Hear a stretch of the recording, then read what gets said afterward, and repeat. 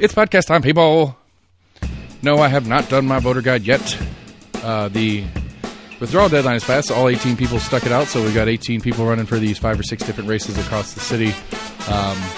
Unless you're in District 5, you just deal with the one you got, because that's all you're getting. So, I don't know. I'm not going to talk much about elections tonight, I don't think, but I'll promise you again that I will eventually get around to doing the election guide that I keep promising that I'm going to do. We're Almost Agreement. Go to almostagreement.com. You can check out that not election guide there and other things, as well as links to all the episodes. You can search for guests that we've had in the past if you want to hear what people have to say about certain topics. Go to Facebook, Twitter, and YouTube, and you can check us out there. Give us a like and share, a friend and follow, tell your friends about us there. Or on your favorite podcast provider. We're available on all major players. You can get on there. And please interact with it. That helps get other people higher on their search list when they search for, I don't know, like local government talk or things that are going on in my community.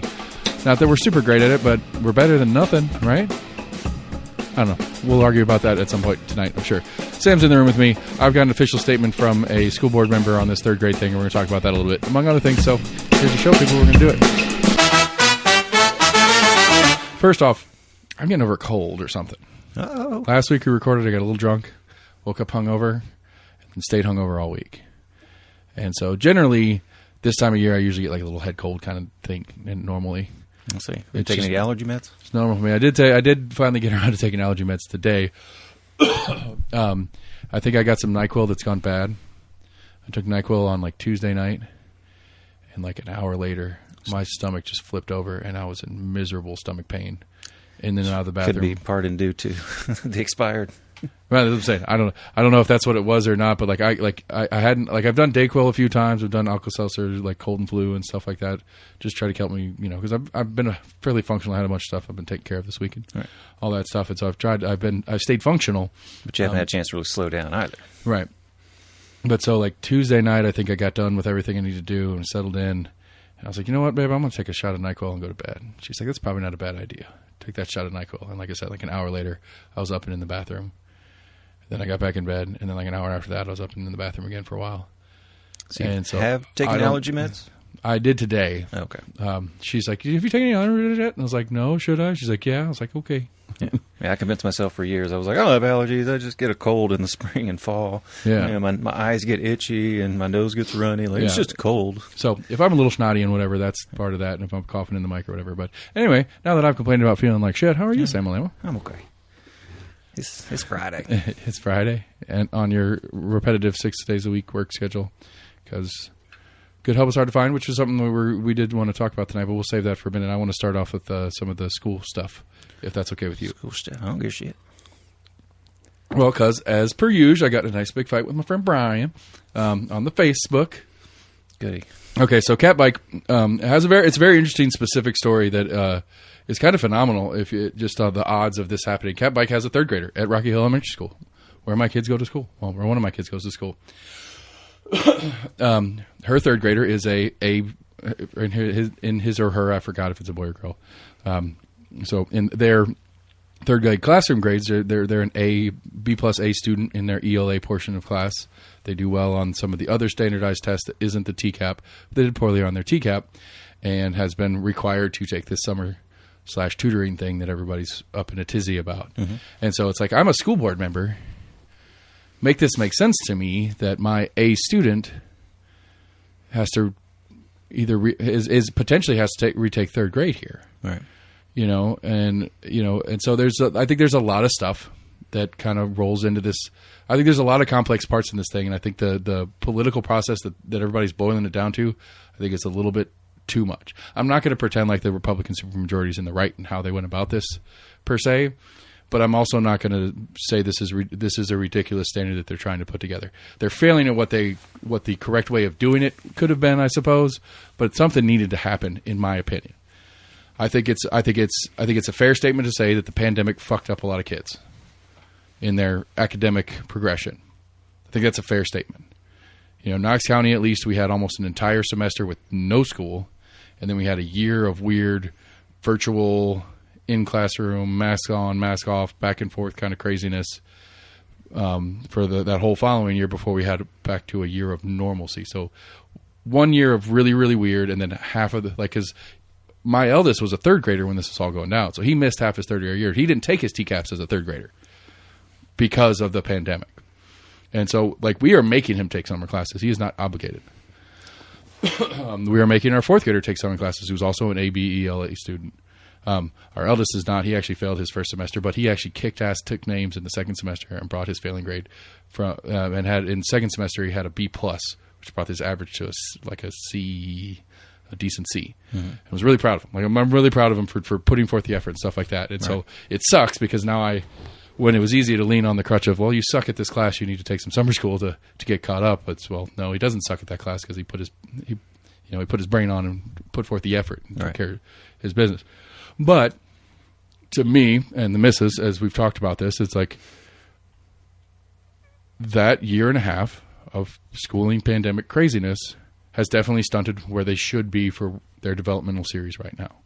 I think that's a fair statement pretty much across the board. I don't think there's a kid in school, except maybe, kindergarten, first graders who weren't in school when this was all happening, that haven't had some serious developmental effects in the progression of the education system. Not saying that they've got some other developmental issues, just as far as in the milestones and the markers you're supposed to hit throughout the progressions of things. Now, we can argue about whether the milestones and markers are the right way to go about it, and this, that, and the other too. I understand that. But I do think it's a reasonable assumption, and I think there's data to back it up that says these kids are behind. And by these kids, I mean all of them. Now, the idea that they're picking on specifically the third graders in this is a little bit interesting per se. Like, part of me, as I've been thinking about it, it's like, well, maybe the right move, realistically, when we were still in the pandemic. So, like, again, my eldest missed half a third grade when the pandemic first hit. Maybe the right move was to take that spring and summer off and then just start third grade again in what should have been his fourth grade year. And do that across the county or across the system. Or just scrap that half a year that you did well in, and the other half that you lost, just scrap it and start over. That might have been the better way to go about this. But that ship has sailed. It's too late for that. We can't go back to that. But in hindsight, looking back at it, maybe that could have been a better way to do it. Because I don't know how they would do that, though. I mean, it's like, because but that's the problem here. It's like, I understand we don't want to have 19-year-olds we don't have a whole set of seniors in high school that are 19-year-olds. Right. And then one class, the kindergarten class, would be doubly big. We'd have one class that would have to go through the whole system that would be double sized. Right. And half of that class would be a year older than they should be for that classroom or for that grade level. And so you'd have what the age group for that grade level should be and the one ahead of it all in the same for one set to run through it to reset the system. But something had to happen, I think. And I think this is theoretically, again, I don't think it's well executed, but I think theoretically this is a functional solution without having to disrupt the entire machine. Yeah. And I think that to give credit where it may not be due, I think that's what the intent. Maybe it's generous to say it that way, but maybe that's the intent of what they were trying to get here.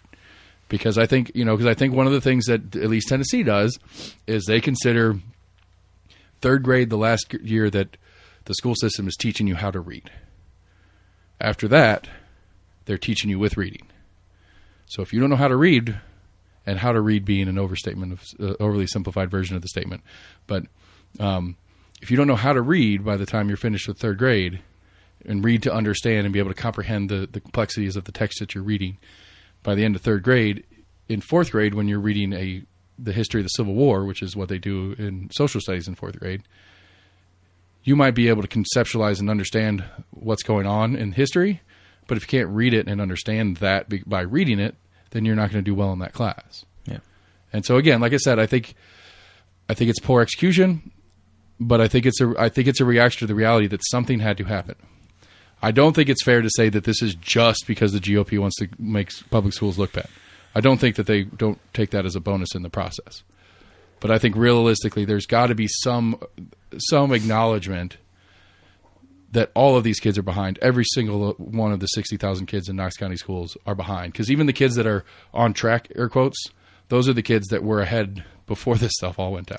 Right, but I want to say even before the pandemic, there was still some talk that on average there was still a good chunk of people that were kind of there of students that were still below. It wasn't, as widespread, but Right. I think on average there was still, and I think when a lot of this legislation came in, I'm sure it probably was something that had been bounced around for a couple of for years. a couple years pre-pandemic. Right. Because I think too, though, it's like everybody, like a lot of people complain about how Tennessee is like 46th in the nation in schooling. Right. And so the legislature, again, I'm not trying to paint a picture like I like the GOP in this mess, but the legislature puts forth an effort to try to do something to get our kids to not be in the 46th state in education Right. outcomes, or whatever the metric is that everybody talks about how bad Tennessee schools are. And then you shit all over them for it. It's like, well, what do you want? Do you want them to do better? Do you want them to try? The legislation I saw that was getting shit on more was to where if there was a failing school for a certain amount of time, that the state would then take over. I think that was what I heard more like pushback on with legislature. I don't remember if that bill ever got passed, but I think it may have passed for certain counties. Well, this 'Cause one, I think it was like, it may have just been directed at certain counties, but it was This to one where, had- hey, if you've got 2 consecutive years of this percentage being below average, the state can essentially take over your schooling. right? This one, and I do recall hearing about that one, I don't know, but this one in particular has had a ton, and especially on the local. And again, I'm a local government kind of person. I prefer local government to control things. I don't like the state taking over things for them, whatever. But Jesse mentioned it today on their podcast that almost every school board in the state had written a letter as a school board and signed off on it saying, please do something. Do not put this law into effect. Fix it before it goes into effect to this year's session. This kind of third grade retention. Yeah. They're like, this is not good. This is not going to work out well. I mean, to going so far as I've seen a quote from Gloria Johnson, which basically says, I hate to say I told you so, but sorry, that's a paraphrase. Was it any like constructive criticism of ones that you had read? I mean, since they're coming from school boards. Well, I mean, a lot of it's like, that should be a decision that we make on the local level because we have hands-on with these students. Again, going to the Catherine Bike example, at least according to her post on it, her kid's an AB student in the thing. He or she can obviously, do the classroom requirements of it. Right. And they're just a bad test taker. My youngest is not a very good test taker either. And so I could see him if he had been in third grade when this thing took an effect, I could see him having to have fallen into this category because he's a poor test taker, but he's a great reader. Like he reads all the time. Like I can't get the older one to read to save his life. But like we have books, like we have, there's Bad Guys. They made a movie out of it, which is a book series, and Narwhal, which is a hilarious book series. He's getting a little too old for Narwhal, but it's these 2 book series that we have in our Amazon list that whenever they release a new one, we automatically order the newest one as soon as it comes out. And so like Amazon knows that we want it. So as soon as it's released, we have one ordered and they send it to us because he wants those books. And it's like, that's cool. But I think going back in time, if he had been in third grade when this officially took effect, he probably would have been on the list that he needs to take these interventions, which would change a lot for us because like we are doing the summer classes, but we're skipping the first week. And by the way the law thing's written, that you have to be present 90% of the thing, and it's only for the elementary age kids, it's only 4 weeks. Right. So if I miss a week, that's 75%. Right. If assuming that we have perfect attendance the rest of the way through. But I think, and again, another one that has tickled my brain, I don't know the answers to, but thinking about it, okay, so the Catherine Bike situation where her student is getting A's or B's in that class, but their TCAP score is showing that they're approaching proficiency or below proficiency. Those are the 2 phrases for the categories of kids that we're talking about here repeating. Quick side question. Go ahead. Did they do TCAPs in first or second, or is third grade's the first year they do it? Okay, I was trying to remember. I think third was the first year that. I think they should do a fake one just to get these kids set up for it because it's part of their schooling career. See that. Just like the format, hey, maybe not first grade, but at least second grade. Like, hey, we're doing just like a little half day one instead of a whole day one. Right. But like special testing, we're using special pencils, all that kind of bullshit. But another thing that's crossed my brain in this is like, well, is Knox County's grading standards too low? Like they're giving kids A's and B's that don't deserve them according to the state standard? Because if the state test is saying they're not good at it, but the classroom's saying they're good at it, option A is yes, they're terrible test takers, which is obviously an option. I believe that my youngest is a terrible test taker. So his TCAPs are not going to reflect who he actually is because he doesn't test well. All right. But is it possible that for other motivations, for whatever reason, Knox County Schools is more likely to pass a kid that maybe isn't as good at stuff. I don't know. All right. I remember getting into college. I mean, I think for a lot of my classes, like A was 90 to 100. Mm-hmm. You know, Knox County, it's 93 and above. No, it's still 90. At least in elementary, middle, it is. Is it? It might change in high school. I mean, essentially, I would think, if you got 3 out of 4 questions right, you got 75. It's pretty good. Right. So Nope, that's a C. Yeah. That's a D. Yeah, I think 77 was that's a D in that metric. Was the bottom C. And so that's another question I have, and I don't know who to ask that question to, but I think that's an angle to look at it. The point of the standardized test, I mean, so on the very, very broadest scale, forget about the specifics of this third grade retention law and how much it pisses people off. And this is going to be an oversimplified version of the world at large, but who's paying the bill? Taxpayers. All right, and through who? Who is the one in charge of managing the taxes for this particular thing? Tennessee Department of Education? Right, the state of Tennessee. Yeah. So if I'm the state of Tennessee and I'm writing the checks, I want some documentation that my checks are going somewhere and being used correctly. And I think that's kind of the premise of the TCAP. It's like we put a test together to test, because the TCAPs to me, as I understood them, were really more a test of teachers than they were students. Are these students learning the things they're supposed to, so the state sets up the test and says, by the time this kid is at the end of third grade, they should be able to do X, Y, and Z. So we set up a test to test those things, and those teachers have a whole year to get these kids ready, because that's where these kids need to be at that stage in their education career. Right. So again, to me, it implies at least that the state standard is higher than the local standard. Because if the local standard matched, then kids that don't do well in this test wouldn't be doing well in the same subject, for the most part, except for the handful of kids that are bad test takers. Right. And then there's also been the question of kind of this emphasis on standardized testing, to whether the teachers are actually trying to teach general education, general knowledge, or if they are, for at least half the year, literally just teaching to test. Right. Again, I'm not a fan of standardized tests. Right. Don't get me wrong, but I'm just saying, like, I don't know. And again, I don't know how to create a test in a way to especially by age groups and stuff like that.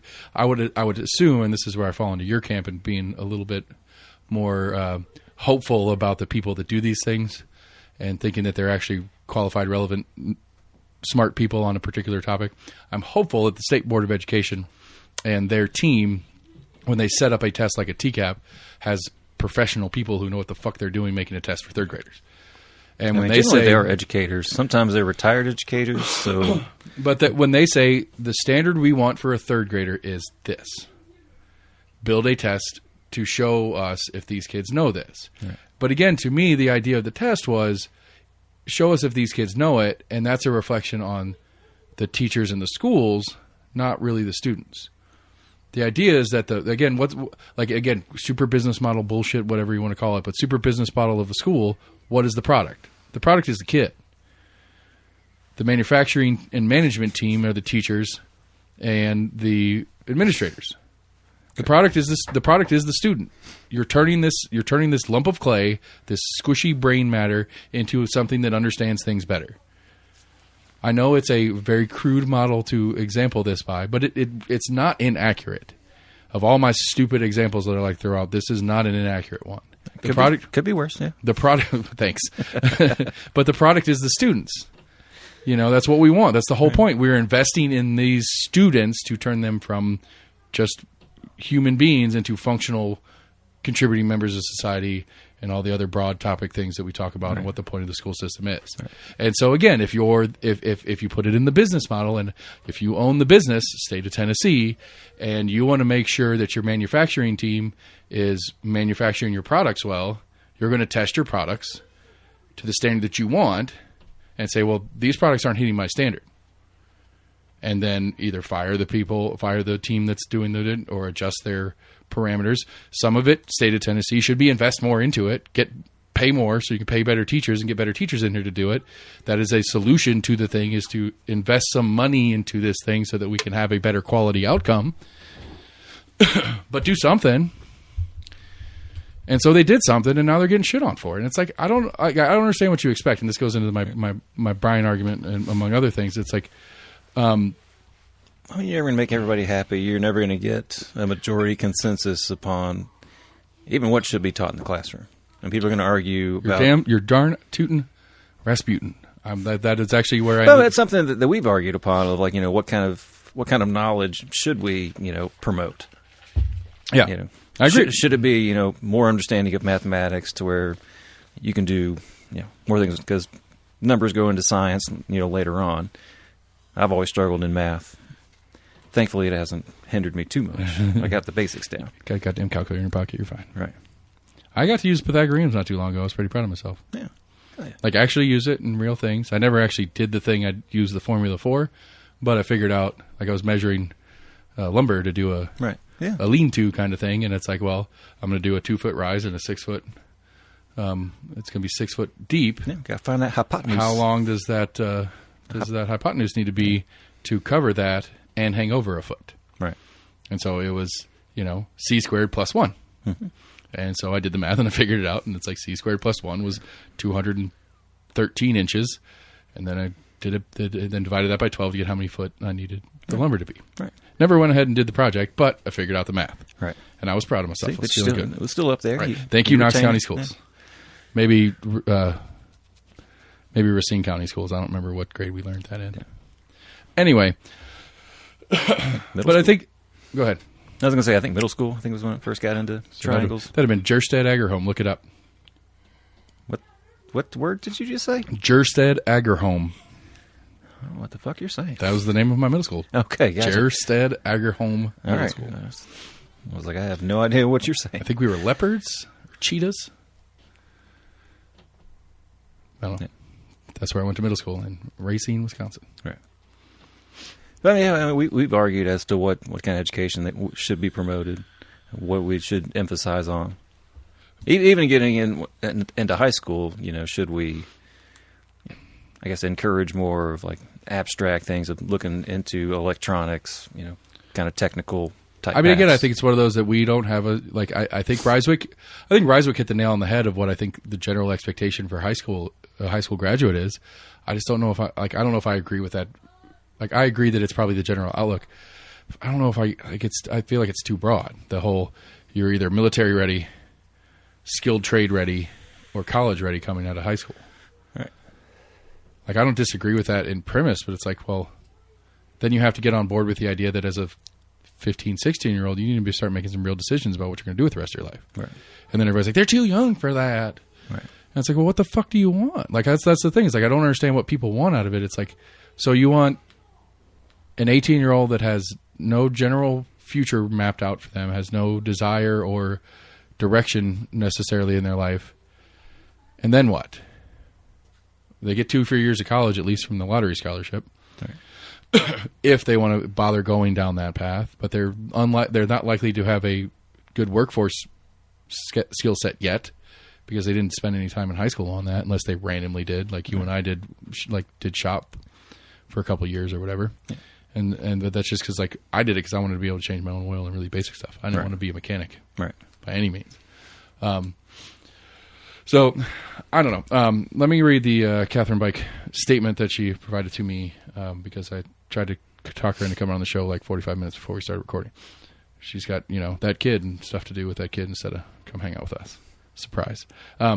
So, quote from Catherine Bike: I understand the supposed intention of wanting to have a high priority on literacy, which I also think is important. However, considering the trauma that the 22-23 third grade class has already endured, this one takes the cake. Now, I'm going to pause right there. I'm not sure what the reference is of trauma that the 22-23 class has endured. I don't know if that's harkening back to this 22-23 class who were kindergarten first graders through the depths of the pandemic. Possibly. Or if it's just the general principle of the first year of the TCAP is traumatic. I'm not sure what she's referencing that traumatic. Anyway, continuing the quote, having seen it firsthand, this isn't a simple offering of extra help. I try to put a lot of emphasis on testing and grades if I see my kids doing generally well and engaging, I try not to put a lot of emphasis on testing and grades if I see my kids doing generally well and engaging in being inquisitive. What my family has gone through has been traumatizing. My son doesn't want to return to school. Now is the time for us to be together as a family. Also, adults are claiming that kids who have not passed can't read. How do you think that makes these kids feel? The experience has been insane, and if I had turned this in as a project in college, I would have failed, and if I had turned it in at work, I would have been fired. If we are going to talk about standards, let's hold adults to them first. Kids come later. Apologies, she typed that on her phone, so if there's any spelling or quotation errors on my end, it was a quick type. She was out with her family doing family stuff. I appreciate her taking the time to that was awesome for her to do that. But again, I think she references in there a couple times. This has hit her personally. Right. And so, again, I there's part of it, too, that any new program this massive is going to be a mess the first time you roll it out. Right. Don't care what it is. Don't care what subsection of government is rolling out a project this large for the first time. Yeah. Run into a lot of firsts. It's always going to be a mess. Like one of the things that I right now, today, they fucked up already. Because I have an elementary and a middle schooler. I have one I have to get to one school at 7:45. The other has to be at the other school at 8. 8? Yeah. Well, so it's 8:30. That's what regular school is. 7:45 and 8:30. Oh, for the summer thing. Right. Gotcha. And so it's just really weird because the elementary set is 7:45 to 2:45 regular school day. The middle school kid is 8 to 2. So it starts a half hour early, ends an hour and a half early. So they're doing an hour less day total. They're not feeding them lunch. Breakfast and lunch is free for everybody involved. Nice. That's good. So hopefully I can get them in routine where I drop the first one off at 7:40, get the other one to school at 7:50. You can grab some breakfast and go to class. Yeah. That's the goal, which I'm good with. Like, there's part of me that really likes that part because then I can get them off and then I can go do some work stuff. It forces me to get moving in the morning where if there's nothing going on and I don't have anywhere I have to be, it's like, I'll just sleep for another hour or so. Right. Then all of a sudden it's noon. I haven't done shit all day and I hate myself. And so anyway, I don't know. And so to put my personal spin on my personal part of this is, I think, like I said, I think all kids are behind, my kids included. I'm going to take the opportunity to get some free help to get them caught up to where they should be. Right. That's my take on it. Now, I understand parents like Catherine Bike who weren't expecting this to be a thing, who have things scheduled, have things planned. Yeah. And, like we talked about it last week, like during the show was when they were rolling out the total numbers. Yeah. And so they didn't get the list of kids that had to go until over the weekend. And then apparently there was a certain section of grades of scoring that they let to do a retake on that Monday, and then they didn't find out whether that retake was good enough until like today. And so I believe don't quote me on this one, but I'm pretty sure Cat Bike's kid took the retake and didn't find out till today or whatever, and then also failed to do well on the retake. Which, the retake was going to... there's no way. Even if the kid knows their stuff, there's no way. Mine, who's a fourth grader, was telling me that there were kids retaking the test on Monday, which was at least his class's party day. Could you imagine trying to take the pressure of the TCAP test and the classroom next door is like, pizza and cookies? Right. Hey, you're trying to crank through that. Maybe there'll be... Maybe some sausage left or something. And so... Veggies, I don't, but again, it's like, you don't want to do it, but you don't want to have all this put in place back in February because then it's like, well, and I'll tell you what, off topic, but on topic, I was very surprised. I'm not very surprised. No, I'm not very surprised, shocked. I'm super surprised. Both my kids did almost nothing after TCAPs. Last week and a half, 2 weeks of school, nothing going on. One project to turn in, band concert, and then no more band for the rest of the year. Nothing. They were bringing home, I think not the Monday of the last full week of school. So not this past Monday, the Monday before that. My fourth grader brought a 50-pound backpack home.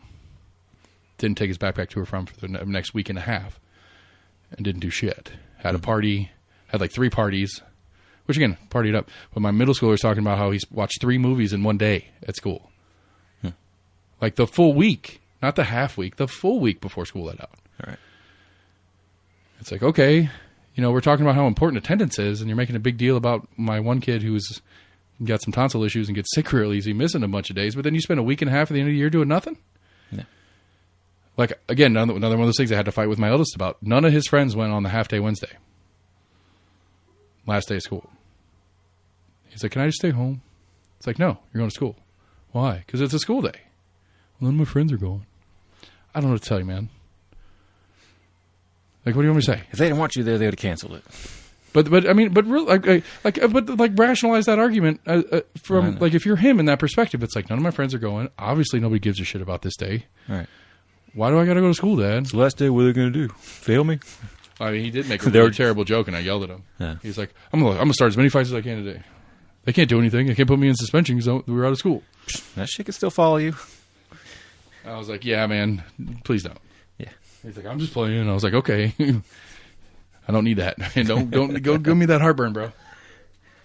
Well, I mean, in some of the, I'm assuming they would even go through like fifth grade. You know, a lot of their art classes, music classes. That's not something they do every day. So it's, you know, I know that was always like the big thing at the end of the year in elementary school was you had to take home all your artwork. Where the teacher was finally like, okay, I've been holding on to this everything for you. Like, take this giant mound of shit to your parents. Yeah. You got a couple of years worth of those. Right, yeah. But again, it's like, I don't know. Like, what's, like, if we're not using the time, like, what are we doing? Just end the school year at the end of TCAPs. Right. You know, just you think have the maybe schools tried open to plan something? I mean, I don't want to fault the teachers on it, but was that just kind of lackadaisical planning? Because you knew when the TCAPs were going to be. If you didn't want to do... Well, we only had like one snow day, which wasn't even a snow day. It was a severe thunderstorm day. Well, didn't they like pass something that like lesson plans have to get approved upon? So, I mean, was this not in the lesson plans? I mean, I know at least in the district they have to submit their stuff to their principals and stuff like that. Right. All right, so to close off with my Brian Cornelio fight, because I love fighting with Brian Cornelio. Must we? Yes, we must. Cat Bike did a post, talked about this whole topic we already talked about, which Brian then posted. I don't understand why some parents' reaction is to remove their children from our traditional public schools. Public education hasn't failed their children. And I take exception to that statement. Continuing on, he says, rather than taking their kids out of traditional public schools, parents should instead consider voting out the politicians that created this very predictable whatever. To which I said, so rather than have complete control over your children's education, they should vote so that some different other person has control over their children's education. Is that not an accurate statement? Am I making stuff up? You roll your eyes at that. Yeah. And then Kat jumps in with a logical human being response, but I don't think it's accurate. She says, it seems like faulty logic that thinking everyone is out for control. And then Brian says something rude to me like he always does. And I responded to Catherine and said, of course it's about control. You ran for school board to control change that you and those who voted for you wanted to see. The idea that the broken system will just magically get fixed if you change the people who run it is absurd. And then to what you said earlier, I go on to say the only way that works is if we all agree on how it's broken and what needs fixing. And it seems clear to me that that ain't going to happen. Which is exactly what you said earlier. And P.S., Brian, I support you running against... I support you and anyone running against Jason Zachary. And so, again, he caught me on being a little bit grandiose because I said half his platform was on changing the public schools when it's actually only a third. My bad, Brian. I apologize for being inarticulate with my guess at your numbers. But anyway, go run. Good luck. I mean, he pisses me off. Anyway. Yeah, check that post out from Catherine Bike, and you can see me ranting more and raving about it. I just want to get that out there. I want to take my stab at Brian for the night. Thank you very much. Cheers to you. All right, moving on. What did we talk about? We were talking about jobs. We started off with something else, and I said, wait, I want to talk about the school shit first. Rewind the tape. Had something to do with...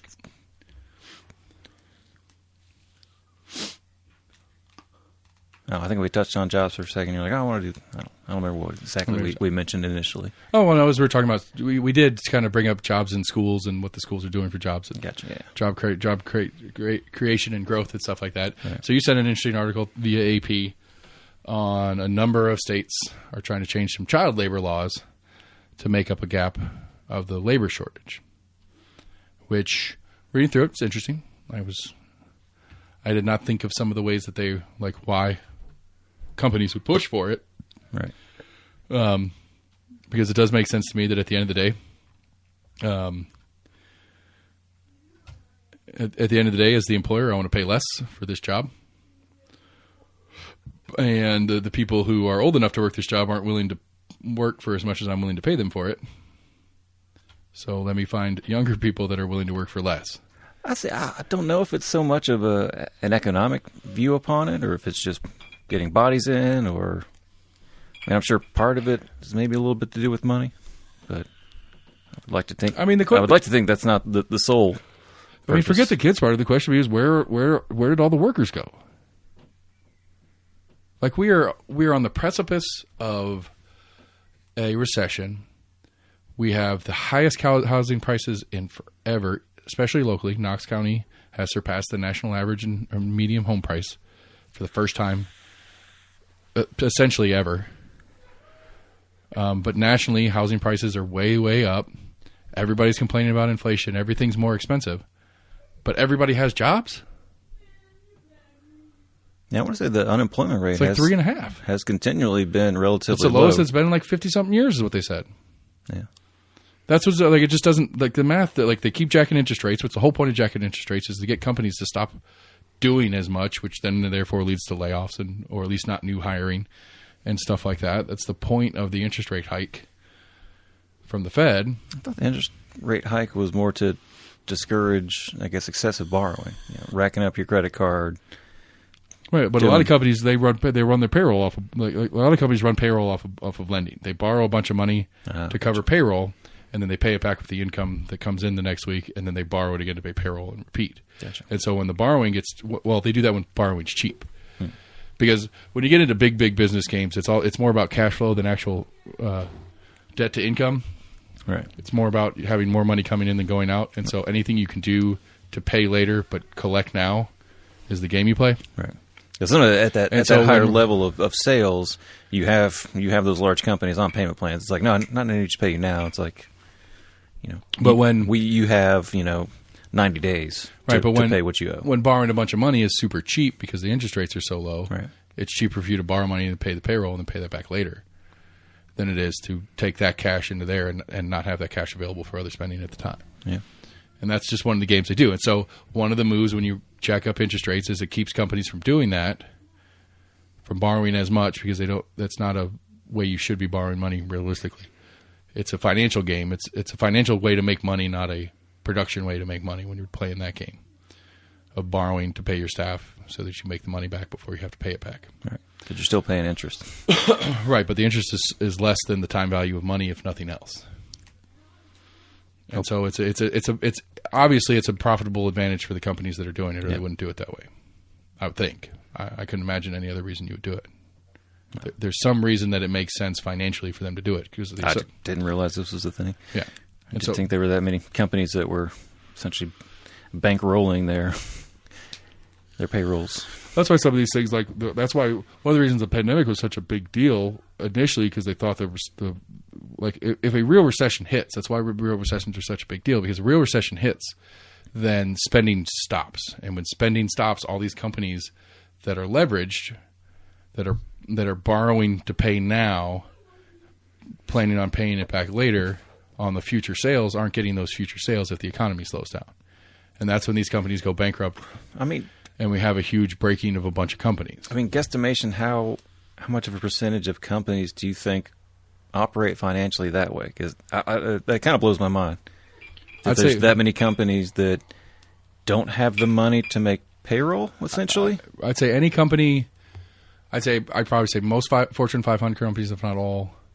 A lot of publicly traded companies probably, I would say most publicly traded companies probably do. Any company that's big enough to have an actual professional top level accounting just team. Bad example, because some of those high level companies, there was always the big disparaging of big banks or whatever, and then at the end of the quarter of their top CEOs getting these crazy raises. Right. So I understand how some of these Fortune 500 companies had the money to give raises. Of course, some of that's all in stock options, so it's all just in theoretical money as it is. Right. But to literally not be able to pay payroll, well, they've got operational money. I don't know. I guess it wouldn't really matter if they borrowed money in general to pay either payroll or operation funds, operation costs. I mean, it depends on the loan requirements and stuff like that, but sure. Yeah, I guess you do get to take that loan. You have to say what you're putting that money I would towards. say every bank, every FDIC insured bank probably plays that way a lot. Probably plays that. They play that way more in totality, not just in payroll. Yeah, but a bank's not operating as a business. I mean, and it is, but they're a financial institution. Is there? Yeah, but I mean, the people that work there are getting paid. The people that own the banks are getting paid. Right. I mean, was that Jamie Dimon guy? Don't know that name. He's the CEO of J.P. Morgan. Okay. Like he's I don't know those people. yeah, he's kind of a big deal. They keep buying up all these banks that are half failing and stuff like that. And J.P. Morgan, who has been They bought up SVP, yeah. has been one of the. They've been one of the largest banking institutions since back Right. when J.P. Morgan was alive, Right. all the way up until now, and it's not all sunshine and roses on how they're doing what they do and how they've become the hugest financial institution that they are. So anyway, back to the core question of All right. employment. Where are the workers? Like, where did everybody go? Like, if the unemployment it's is a mixture. truly that low, It's a mixture. I mean, you're always going to have businesses that are they're initial businesses, new businesses that are popping up. You've got businesses that fail, so you've got people going from a failed business to a new business. You've got baby boomers that are retiring. I mean, they are. I think they are our largest. I guess demographic in the workforce. demographic. Yeah, I just I think it's a mixture. I mean, You know, that is it's a good point. The demographic shift over time, the baby boomers versus the Gen Z and X, Yeah, I mean, and in some and the millennials now, I guess. right. And in some sectors, a lot of that workforce was migrant laborers, which has been greatly reduced. Right, they do mention that in that article about how Cut out along with the H-1BCs or whatever, essentially like people that have like green cards basically or work visas. They're Right. supposed to be temporary workers that come and go. right, and with the tightening of immigration law through the Trump years, those workers aren't as available as they were. That and part of the pandemic as well, because I think that was one of the things they were talking about. That part of that that got repealed recently. That part of that was they kind of leaned on the COVID restrictions of the time of keeping out migrants at the border. They're like, oh, it's a national crisis. We can't let people it's in. a health crisis, Right. and that's why we closed the borders. And that health crisis is passed, and so we need to back that off. Part of that. Which apparently Tennessee is sending a bunch of National Guard troops down now that thing's coming off. The last article I read was Mr. Lee has I think I read approved. I think I read like 2 or 3 articles that were like, everyone was like, oh, as soon as this goes away, like we're going to have this surge at the border. Everybody was like, we actually see a decrease right now. I mean, Biden sent National Guard down, asked for National Guard to go down. Yeah, it was a couple months ago. I'm talking about in the last like week or so that ended the H-1B or Title 42. I can't remember exactly. I don't follow border politics. A couple stories I read on it. Yeah, that was the big anticipation. Then like, oh, when this ends, like everyone thinks it's going to be a free for all. Right. What little I read was they didn't see this great influx at the border. And I guess that's part of. I mean, I don't know if you're hiring illegal immigrants or barely legal immigrants to do your labor for you. Are you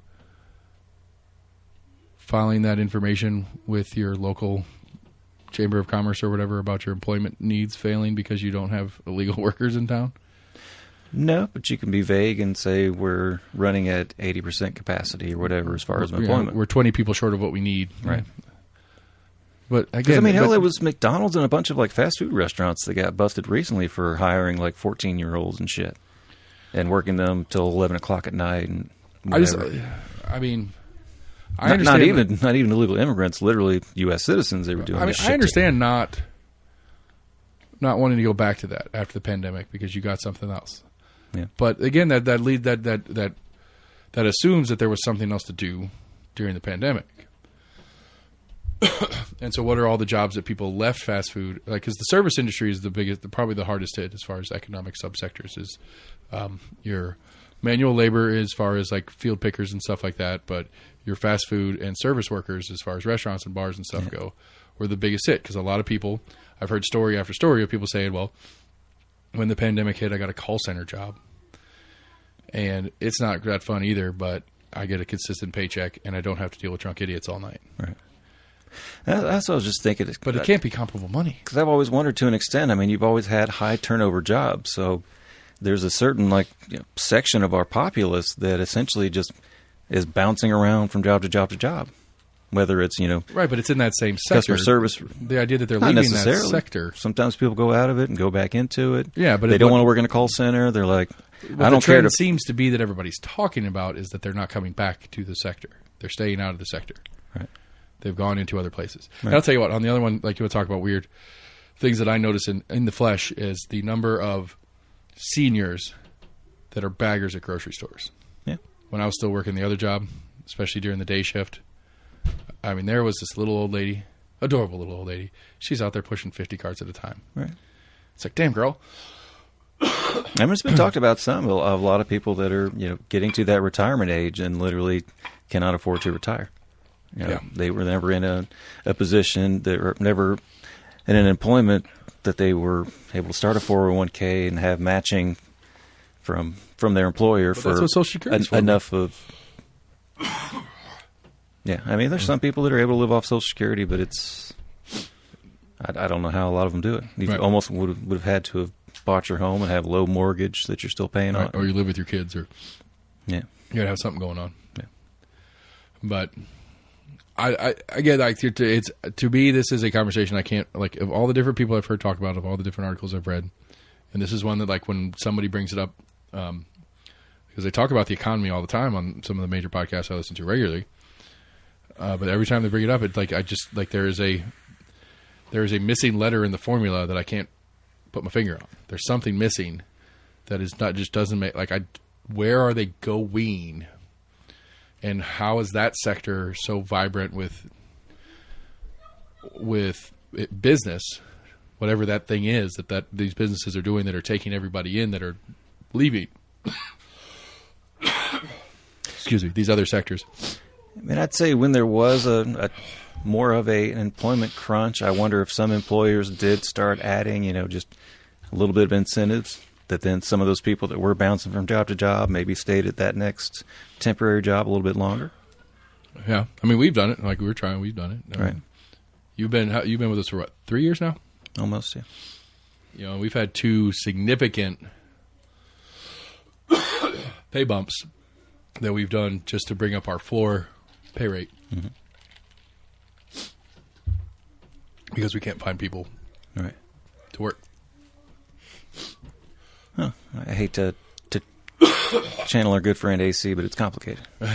Well, I agree. Because like you said, it's a mystery apparently to a lot of people. Yeah, that's the thing. And I think it's a lot of people that just kind of like fall through the cracks of, there's kind of those low wage people that are just kind of expected to bounce from job to job or be just kind of temporary workers. Or yeah, and I'm curious. Like I said, we don't think about how much of even just in agriculture alone, which I was going to talk about that when we talk about like the age and stuff. But I mean, even just migrant workers, we don't realize how much of our agriculture is relied upon by just straight up like, people with green cards. Maybe. I mean, maybe with green cards. Okay. Yeah. Maybe. Some of them without. Right. Some without. Yeah. Yeah. But I follow what you're saying. So anyway, going back to the point of where we started on this is like, I get the premise of trying to open it up.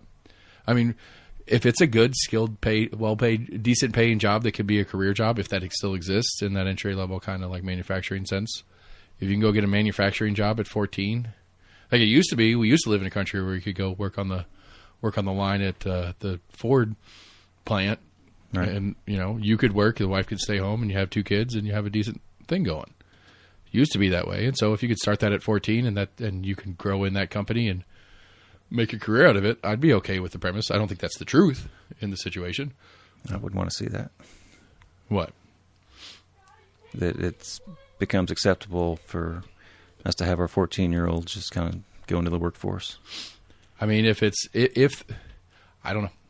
If we were back in the era of you could go work a fairly simple manufacturing job, bring in enough money to raise a family on by yourself, I would be okay with that. If that's a career choice you want to do, if it's a target, but since that's not the reality, because you're going to go in at $12 an hour and you're going to be at 15 by 18, and you might get up to 20 by the time you're 30. You can't raise a family on $20 an hour. Not well, at least.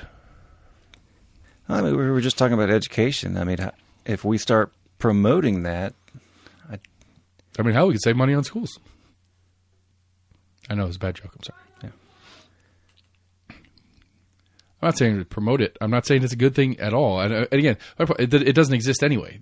The idea that you could go work at 16 is the limit with restrictions currently for most states. Right. Well, you're 15 with hardship agreements and stuff like that.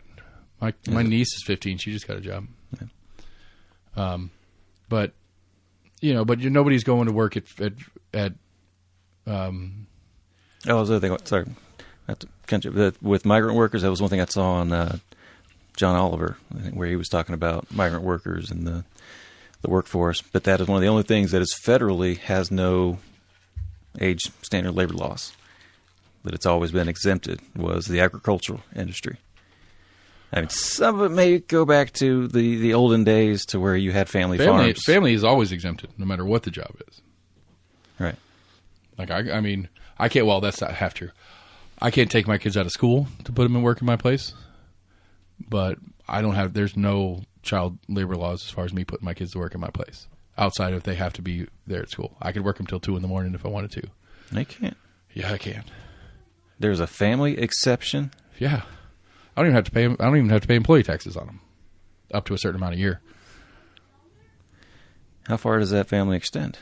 This family exception. It would be ownership in their children. Okay. It can't be like a niece or a cousin or something like that. Gotcha.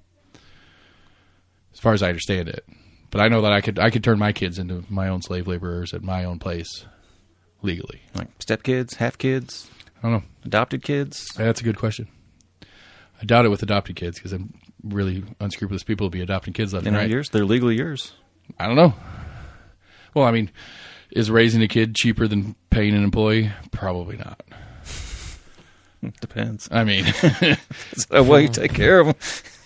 Well, I mean, there are health and safety in general. The life, the health and human services or child services can come in and take your kids if you're not feeding them and giving them a place to sleep and stuff like that. But I'd bet an average 13-year-old, if they can catch you, an average 13-year-old is probably more expensive than a $15 an hour full-time employee.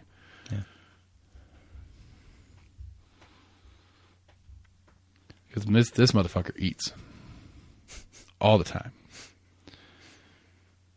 And we're at this. We just passed a few. There's been a couple. We were cleaning out his closet the other day, of some jeans that we bought that he never wore, and they're too small. Yeah. And maybe bought them at Christmas, and they were a little big at Christmas, and now they're 4 inches too short on his legs. It's you didn't grow that much. Come on now. Stop feeding them. I know. I keep trying to. Wife gets all. He just keeps finding it. We hide it, and he keeps finding it. Wife gets all mad when I'm like, "No, it's my food." Yeah. But kids, that's what they do. So, I mean, one thing they mentioned in that article was in your home state was, I guess, Wisconsin was pushing for 14-year-olds to be able to serve beer in bars. I don't like the idea of that. Doesn't sound appealing to me. Well, I mean, they were changing it from 9 to 10 p.m. Is that the same one? I was reading through it. Might be. They mentioned a few different states that were, and I meant to try to look it up, but I swear there was something that was floated around in our state legislature about it. I don't know if it ever went through, but I swear there was at least talk of it. I mean, again, I could have my kids at 10 and 13 serve alcohol in my place.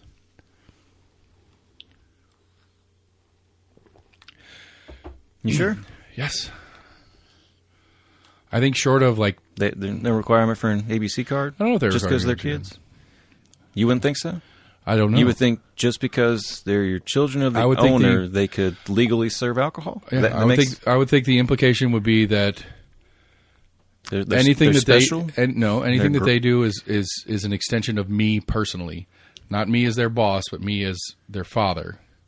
And so anything that they do is an extension of me personally. So gotcha. Any wrongdoing, quote unquote, like not carding somebody, not checking an ID, over service or anything like that, is on me as their father and as the employer, because both of those things would they wouldn't look at jail time for my kid. No, why not? I mean, it depends, I guess, how egregious it is, and they might try him as an adult. I don't know. I mean, you don't do jail time for serving alcohol anyway, even illegally. True. But yeah, it depends. If my kids were black and it was an egregious amount of alcohol, they might try him as an adult. I don't know. That was a terrible joke. Yeah. Terrible joke. Yeah. They do that shit. It's not my fault. They try that. I don't know. It'd be an interesting statistical thing to do. But at least the narrative assumption is that they're more likely to try a black kid as an adult than a white kid. I think that's at least as the narrative goes. I don't know the stats. Well, on average, harsher penalties have been laid upon them. And I think that's shitty. I think it's fucking bullshit. Yeah. And again, it goes back to my whole age thing anyway. It's like, let's pick a fucking number. Pick one, and you're an adult and you're not an adult. That's it. No, you're an adult for this thing, but not that thing. Just pick one number. Period. So they've done this, and you keep wanting to move the goalpost, basically. Me? Oh, yeah, people in general. There've been ages that put in place, and then... Right, but they pick and choose by the subject matter, and that's what I have a problem with. It's like the subject matter shouldn't matter. Either they're mature enough or they're not. They're mature enough to be tried as an adult. At what age? They're mature enough to smoke cigarettes. At what age? They're mature enough to sign up for the military. At what age? How are those numbers different? It doesn't make logical sense to me. Why should they all be the same age? Because the premise on why there's the age restriction in the first place is that they're not mentally mature enough to make that decision on their own. You're not mentally mature. That's why alcohol's 21? Why is alcohol 21 if that's not why? It used to be 18. Yeah, it was like 80, 81, 82 got bumped up. I mean, I think both tobacco and alcohol got moved to 21 because you have 18 and some 19-year-olds as seniors in high school, and it was just easier to keep as a argument to keep alcohol out of kids' hands by taking it out of any kid that should be in high school. If you're 21 and you're still in high schools had smoking sections for the students. I mean, how are they going against it? Had past tense, right? Yes, it's not current. I'm talking about when. Yes, the want to keep kids from smoking ran an assumption that if there are people old enough to buy them cigarettes that are their friends, i.e., seniors and their juniors or whatever, that they're more likely to start smoking. And so let's move smoking outside of an age bracket that is in schools, in public schools, high school age kids. I see that in the current logic, but I'm saying 20, 30 years ago. I don't know what the fuck. It was common. I'll tell you what my parents' logic was when I was a baby. People are crazy. I mean, I'm not talking about your parents. I'm talking about just legislators that change the laws. Yes, parents probably lobbied legislators possibly at that time. I don't know if it was. It'd be interesting to go back and see what the logic was at that time. The logic of smoking on smoking in general has changed over that same period. I think it was more just kind of a cultural thing. That was when Surgeon General warding started to come out, and we're like, oh shit, yeah, I guess doctors don't really recommend. It's the introduction to the nanny state. Yeah, just fucking around. Relax, Jesus Christ, relax. I mean, it was. You believe that to an extent, so I mean, it's not a joke. Yeah, you're right. But again, I'm mature enough well, I'm not even mature enough. I don't have a choice. I have to sign up for selective service at 18. Right. I can choose to enter if I want to. I can try to make up an excuse not to enter if they make me. But if they make me, they can make me. Right. Luckily, I've gone through the whole process. I've aged out. I don't believe. Yes. Survived. I don't believe my selective service card is still in rotation. Some of it the other day, I was like, shit. We were in a bad spot when 9/11 happened. Like we were the 20, prime. 21. Yeah. What are you talking about? 9/11. We were in our 20s. We were 19, 20 years old. I was 19. Yeah, I was 19. About to turn 20. Yeah. Sorry, I had to do the math there. Yeah. But yeah, I mean, if that had gone that far, we were there, Right. and we didn't have a choice because why? Because we turned 18. Why 18? Why does that number make sense? Again, I mean, I'm just saying, like, Probably because you're mature enough to handle a gun and go kill people. no, you're out of high school, so you're out of that. I guess like That other thing they're required to make you do? requisite for college, yeah, or requisite for being in school in high school, basically. You're not then I requiring. mean, there was a states time to, at least that the idea was to release your students to go off to war just because they're 18. the idea was that you were 18. That's when you legally transitioned into an adult. That used to be the conversation. That used to be the idea. Yeah. 18 was when you became an adult. 18 was when you be tried as an adult. Under 18, you were a juvenile offender. Right. That's still theoretically the thing that they do in the justice side of things. Right. But it's not continuous and regular and normal. It's not, or at least it's not abnormal that they try 16, 17, 15-year-old, 14-year-olds as adults. Yeah, I want to say a lot of states. I think 14 is the lowest they can go to try a juvenile as an adult. But again, I think below that. okay, just for the logic part of it, just follow the logic part of it. If a 14-year-old enough is adult enough to know better than to murder somebody, then that same 14 should be adult enough to know whether smoking's a good idea or not. And if those two things aren't an agreeable statement, then that number needs to move and be on a number where anything that you're not adult and mature enough to make the decision or understand the consequences of your decision, anything that falls under that line, then we need to pick a number that everything that fits under that line and everything fits over that line. But it doesn't make logical sense that it's a different number on different topics. You're either mature and responsible for your decisions or you're not. And if we're going to have to pick an arbitrary number, which is really what we're doing, then it shouldn't matter whether it's criminal or self-harm with cigarettes or patriotic duty to go to war. Between cigarettes and essentially, tobacco and alcohol, you've got a lot greater risk of youth causing harm with alcohol versus tobacco. Why? Drinking and driving. Okay. Because you're not mature enough as a 16-year-old to make the decision that you know how much you can drink and still safely drive on. Yeah. Okay. So the logic is based on the subject is or is not. Well, it's mature more of enough the to make abstract risk of the potential for causing harm. I mean, the potential for causing harm by a drunk driver doesn't change anywhere in aging. The potential's there regardless if it's a 16-year-old drinking or a 30-year-old drinking. Right. Drinking and driving is a potential danger to the public. Right. That's why drinking and driving is illegal. Doesn't matter if you're 15. No, it's not. It doesn't matter if you're 15 or you're 30. If you're drinking and driving, it's still illegal. Yeah. Beyond .08. Right. But it's still So illegal either way. You can drink and drive. Huh? You can drink and drive. Not really, if you do the math. Well, you can. I mean, if you do the math from your ABC class, you can have 2 beers in 1 hour. A beer. 2 beers in your first hour, and then a beer subsequent per hour after that. And you should maintain just under a 0.08. I thought it was just a beer per hour. Yeah, for I've had average. I need to take it again. It's been a while since I took mine. Thank Jesus in heaven. But last time I took it, it was two drinks in your first hour and then a drink an hour subsequently, which should keep you. Doesn't make sense. Why can the your liver... ramp up effect? I don't know. I don't know. Anyway, you're off topic. The topic being the reason that we age restricting is that it's a conversation about maturity and understanding the consequences of your actions and understanding the responsibility you have in doing whatever the thing To is. an extent, but you also have a lot of just general impulse or lack of impulse control at that age as well. No shit. Okay.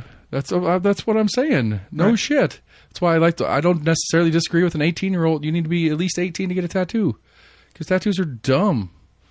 They're not all dumb. Some are cool. But Wait. Did we just find something that you think there should be a hard thing upon, a hard age set, or you're more just pushing back because it's a different number for that different things. everything's not one age? Yes, that's my whole point. Is that if you're gonna make this arbitrary number on a logic, because again, I agree with the logic of So we should pick one age that just everything's free across the for all. board. Yes, across the board. If it's 18, it's 18 for cigarettes, beer, going to the army, getting married, signing a legal contract, all those things. 18.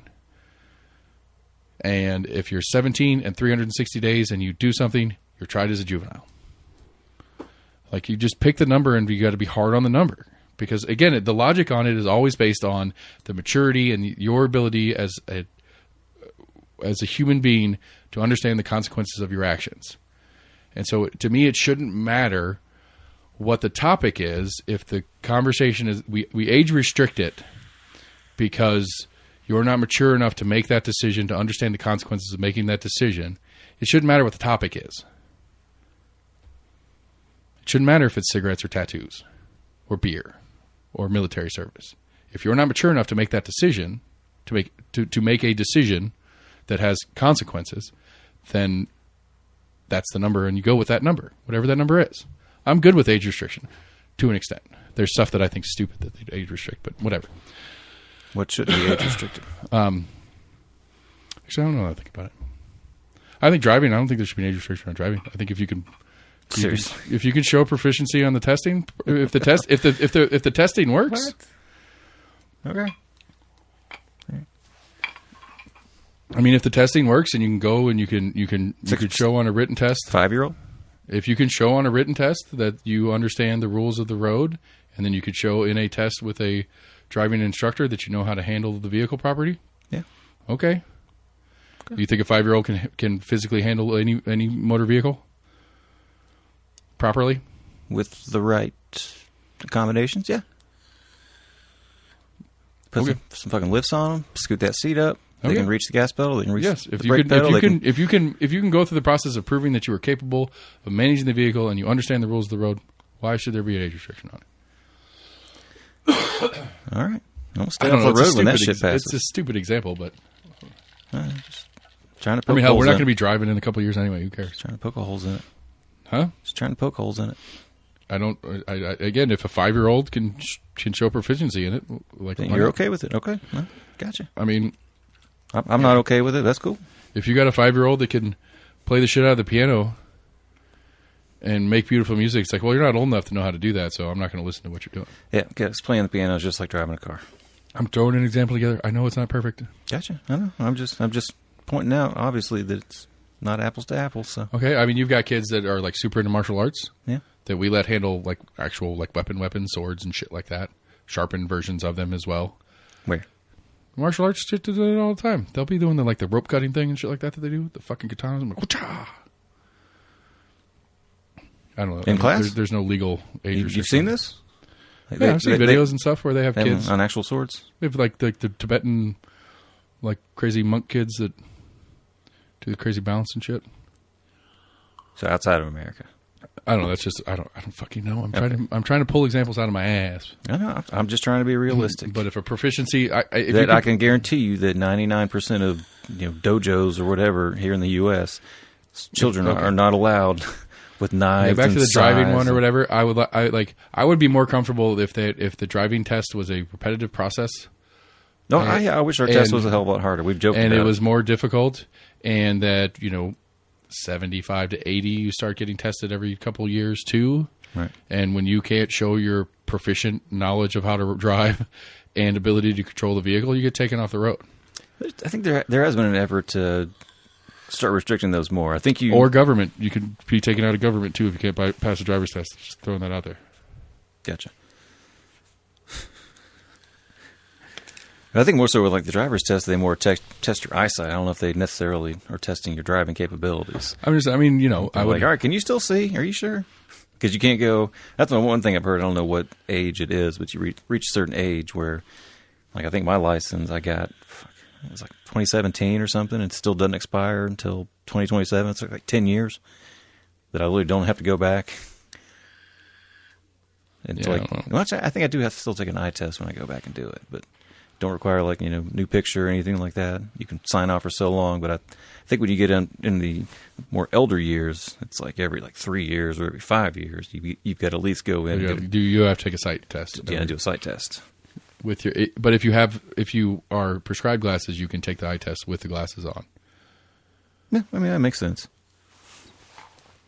But it's also on your license that you are required to have those to drive. Just like anyone that's, you know, quote unquote legally blind or you know, severely nearsighted, farsighted, that you're required eyeglasses to drive or corrective lenses, whatever. Speaking contacts of cars and such, we got a local company here who's getting in trouble for airbags that are killing people with shrapnel. That's a crazy story. Supposedly. Well, it was interesting reading the story on it. Okay, so it's ARC something safety systems. They're right here in Knox County. They make the air part. It's the propellant that fills the bag. They don't make the bags. Is the way I read it. No, I'm not never seen. I was thinking they made like the airbag assembly, but I don't know. I don't know how that process works. Basically, the argument is that the Highway Transportation and Safety is saying that your airbags are faulty because some percentage of deployments sends metal shrapnel into the passenger or driver's face. Right. And apparently one lady died because some piece hit her in the neck and cut her open her carotid or whatever it was. It's been an issue for like 15 years of airbag recalls left and right. And so what I found interesting, at least in reading through the article, is that, you know, me being generally skeptical of government agencies is the company, and to be fair, I'm skeptical of both versions of the story here because the government is saying that your airbags are throwing shrapnel and people are getting hurt by it. The company is saying it's not our airbags, it's the way GMC or whomever is installing them that is welding, where they're welding this certain piece on. There's been the cases you're referring to, there's welding slag or waste from welding that is getting stuck in a spot that when the airbag deploys, it is throwing that off. And that's not us, that's the manufacturer. That's the car people. And now, as far as I read it, it didn't have GMC's take on whether they were aware of that being an issue or not. It was one part of that. I think I'd read through it at least once, and I was rereading a little of it today. The company was basically saying, like, you know, we've done tests and we're not really, you know, we haven't replicated this or whatever. And National Highway Transportation, they're like, we've been studying this for 8 years. And on top of this, you know, GM just did a recall for the airbag of your airbags in their vehicles. Right, but that doesn't there's no proof. That doesn't disprove ARC's argument. GMs were doing a recall of it because GM installed them incorrectly. GM didn't say that. Excuse me. I don't know a lot about the assembly of an airbag, but I don't believe it's welded in there. But I mean, I'm assuming they wouldn't propose that argument if that wasn't valid. Right. However, it's attached. Their argument is, however it's attached, is what's causing the problem, not the system itself. And I can see that as a deflect. Now, because I agree, but. This is what, $67 million? I mean, how much money would they... But your argument of, well, if GM's going to recall them, that says something's going on. Well, yes, but it doesn't say it's the airbag's fault. It says it's something within GM's whole setup. What are they replacing? I don't know. The airbag. Okay. Now, in removing the airbag and putting a new one in, are they removing the connection, however they attach the original? Yes, obviously. Whether it's welded or, you know, double-sided taped, whatever they do to stick it on there, they're going to... I mean, I've seen airbag modules, and I'm trying to think of what they would be welding in there. I don't know, man. Right. I know. I'm just saying, like, the way their defense of the case is that, like, at least my assumption on the way that they stated is that if we stick our airbag to a wall and fire it, nothing's coming out except the bag and the excess air. Yeah. And if you put it in and when you attach it, if you attach some things, because there's apparently a release area where the excess air or the air that gets pushed out of the bag when you hit it has somewhere to go. Right. So it gets covered. Just stay inflated. Right. Gets covered in the installation process. That could be what's being expelled because that got covered and the pressure is going to blow whatever that is out of there. Yeah. That's their argument of the case. And we don't get GM's argument other than we recalled them all because there's a problem and we're replacing them because there's a problem. Now, again, it doesn't say that it isn't GM's problem in installation. GM didn't say it wasn't our fault for installing them poorly. It's not only GM. I just remember that being one of the things they cited.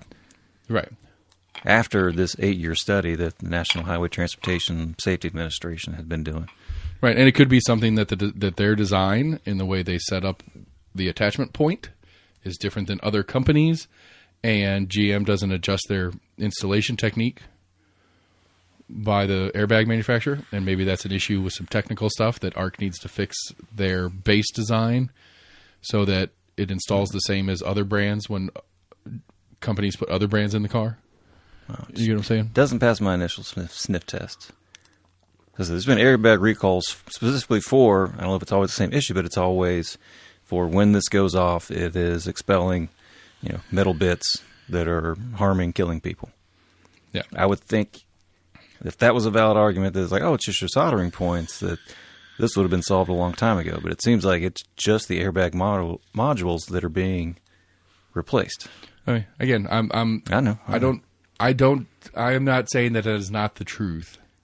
Right. I lean more towards that versus the National Highway Transportation Safety Administration just trying to shit on airbag manufacturers and make them go out of business having to remake all these airbags.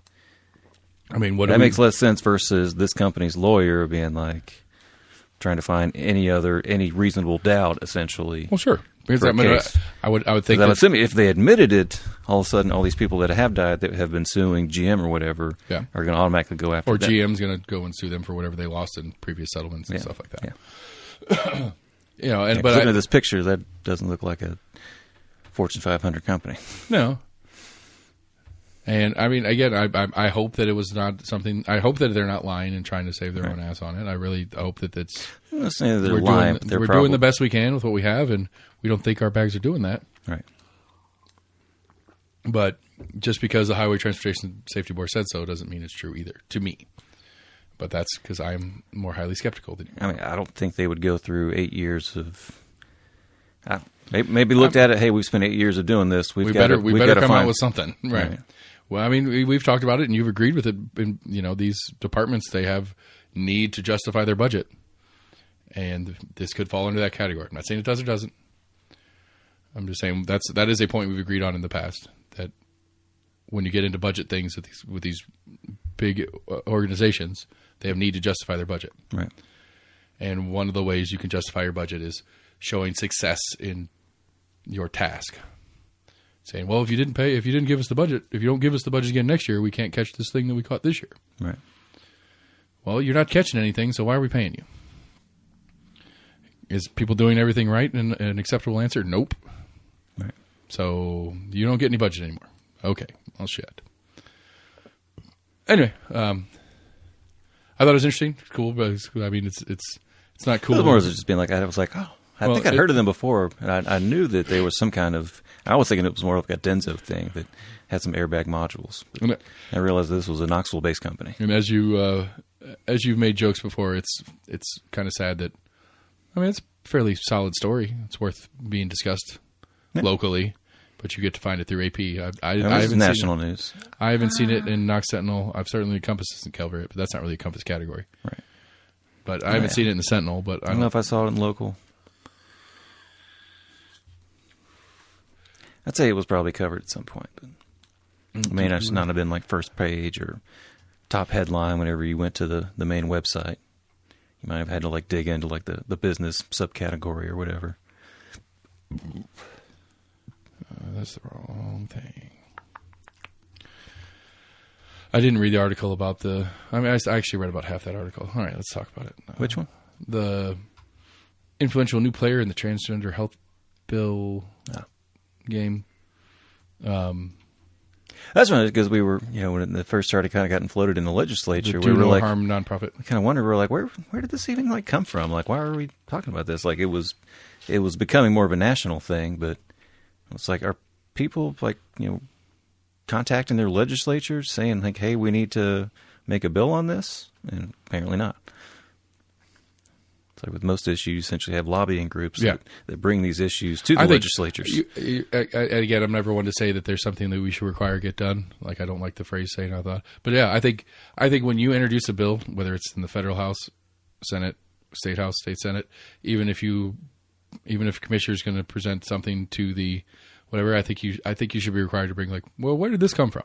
Right. Just a little synopsis of like, okay, this is an interesting thing to do, whatever it is that you want us to do, but what inspired you to go down this rabbit hole? Right. I saw it asked, on our state legislature floor, at least in the House, where it was asked, like, hey, like, what was the precipice of this?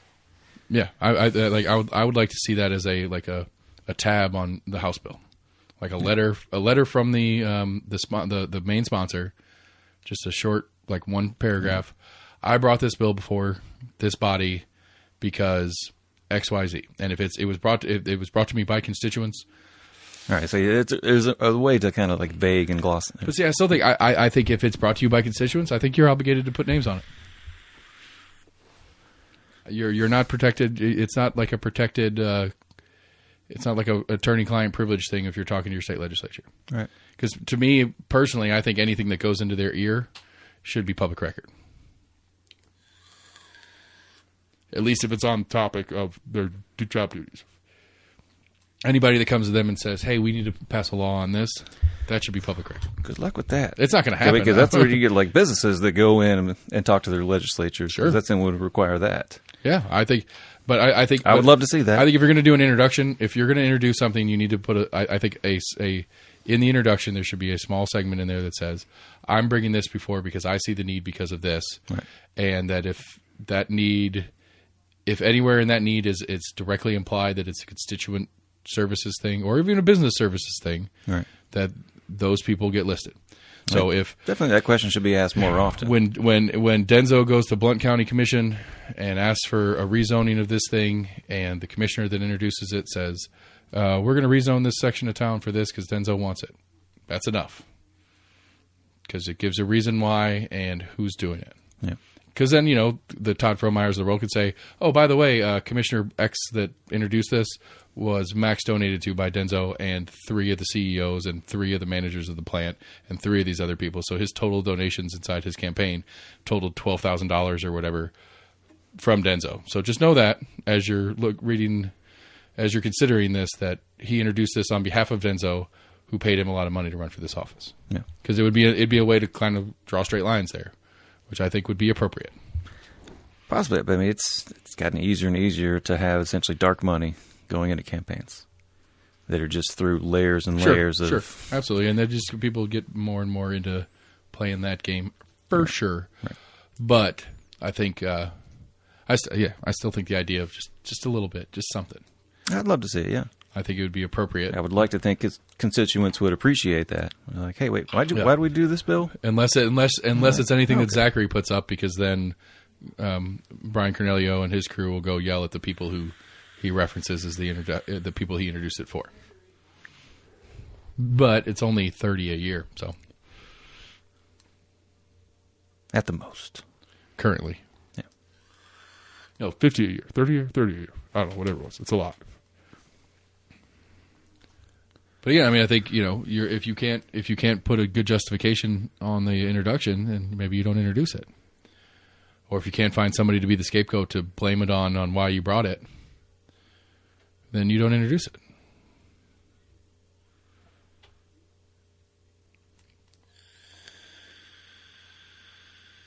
I'm scared to see the Texas House getting ready to expel their state attorney general. No. Yeah. Apparently he's been investigated by the FBI for a while. And apparently they just kind of glossed it over for a while, or the Tennessee control, or the GOP controlled state legislature had essentially just kind of not necessarily let bygones be bygones, but never really criticized them too much. I guess until it got to a certain point. So they're like, okay, and they've all essentially turned on him. I want to say it was a unanimous vote to expel him. I think one of the articles I read, there was only like 2 or 3 people in like 200 years, or 2 or 3 attorney generals of the state in the past like couple hundred years that have actually been expelled. I would hope it's a rarity.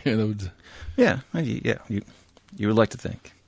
Well, I mean, that someone at that level wouldn't abuse it, but it was something like 30 articles, essentially, 30 different things, grievances they listed for reasons to expel him. Yeah, that's pretty fuckery. Yeah.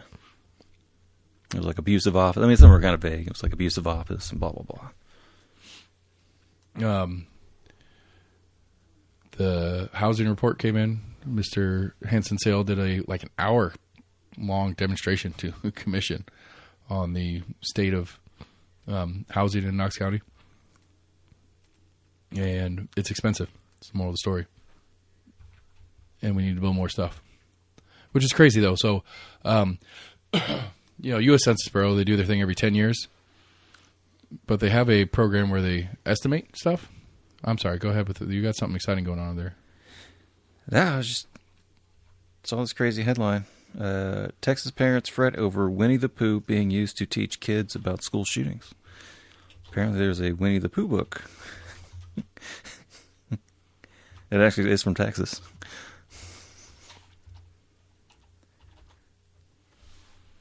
Let's do when danger is near. So if it gives the Winnie the Pooh Run, Hide, Fight book draws Stay Safe parents' book. ire. So it's a new Winnie the Pooh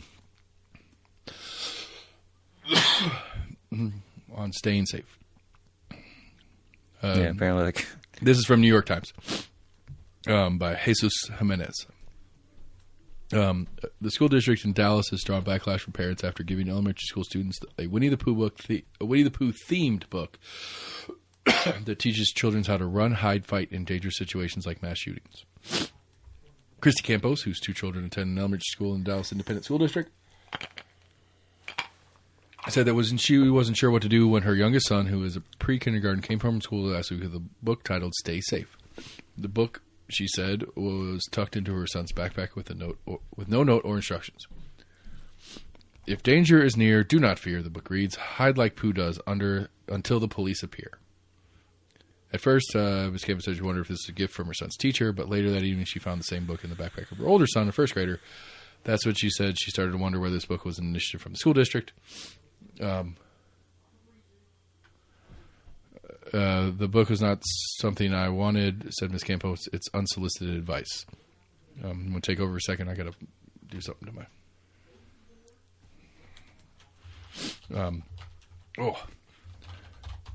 my nose is a mess. Sorry. Other parents complained, wondering why the book was given out without instruction or calling the distribution tone deaf for being shared so close to the anniversary of the mass shooting of an elementary school in Uvalde. The distribution of the book also came about a week after a gunman shot and killed 8 people, including 3 children, at an outdoor mall in Allen, Texas, a suburb of Dallas.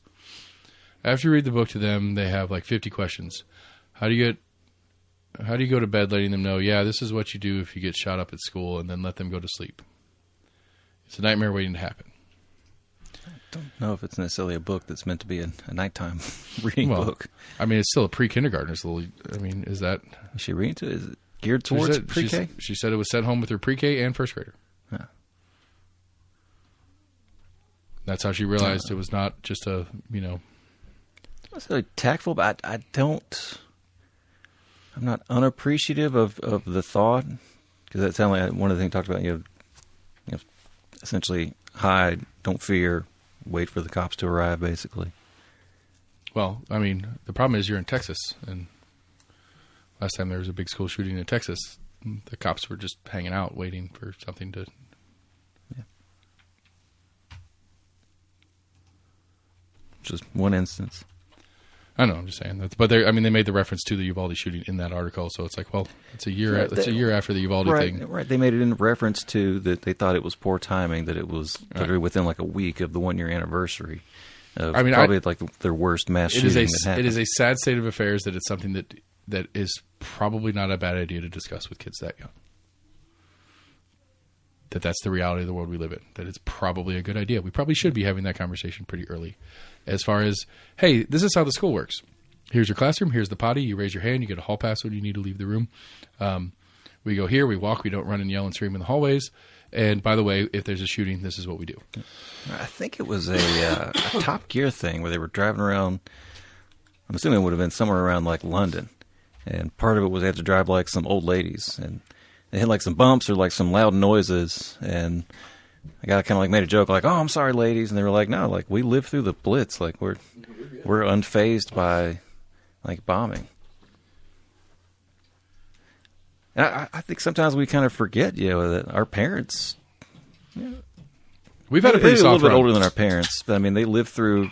There was like 2 decades of essentially the Cold War, where they just basically had like bomb drills, and were like encouraging people to build, underground bunkers in their backyard. Like, hey, we could have a ICBM like blow us up at any point, to where even our U.S. military was under enough threat, supposed to have bombers in the air 24/7, 365 days out of the year, in anticipation of. Yeah. So I mean, it's not like we've had a completely peaceful. I mean, we peaceful history. We're like, well, we don't have to worry about like violence. Bad things don't happen here in the U.S. Yeah. I mean, we made a pretty good run for most of our school career until Columbine. As far as I remember. There was only a handful of kind of school shootings like before to me, I guess that's a better way to put it. To me, like this, Columbine was the start of this mass school shooting phenomenon. It was a bigger one, but I mean, there was like a 3rd grader, like a year or 2, I think, before Columbine. There was a handful of like smaller versions of Columbine. I don't remember exactly how many people died in Columbine. Right. I don't know, but like with the manifesto and the whole, suicide by cop portion of it and all that kind of stuff. That's my recollection of it. It was like that was the beginning. That was the beginning of the mass shootings in schools. Was that their ultimate goal? Yeah, they wanted to go out in the blaze of glory. I do think this. Excuse me. I am curious why. If we're going to stay on mass shootings for just a second, the Nashville one. It's been made very clear that a manifesto was written, right? But it will not be released.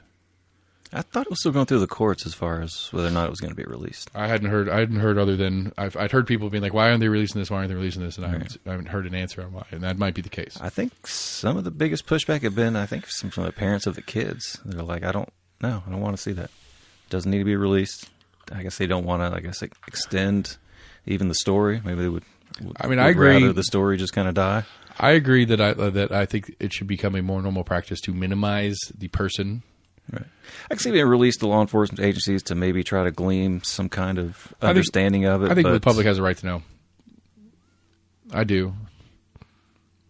This person had a reason for why they did it. I think we have a right to know that, especially if we're going to go into a special session to change laws to try to make sure this doesn't happen. What kind of logic? Again. What? Do we have a right to know? Yeah. Well, because this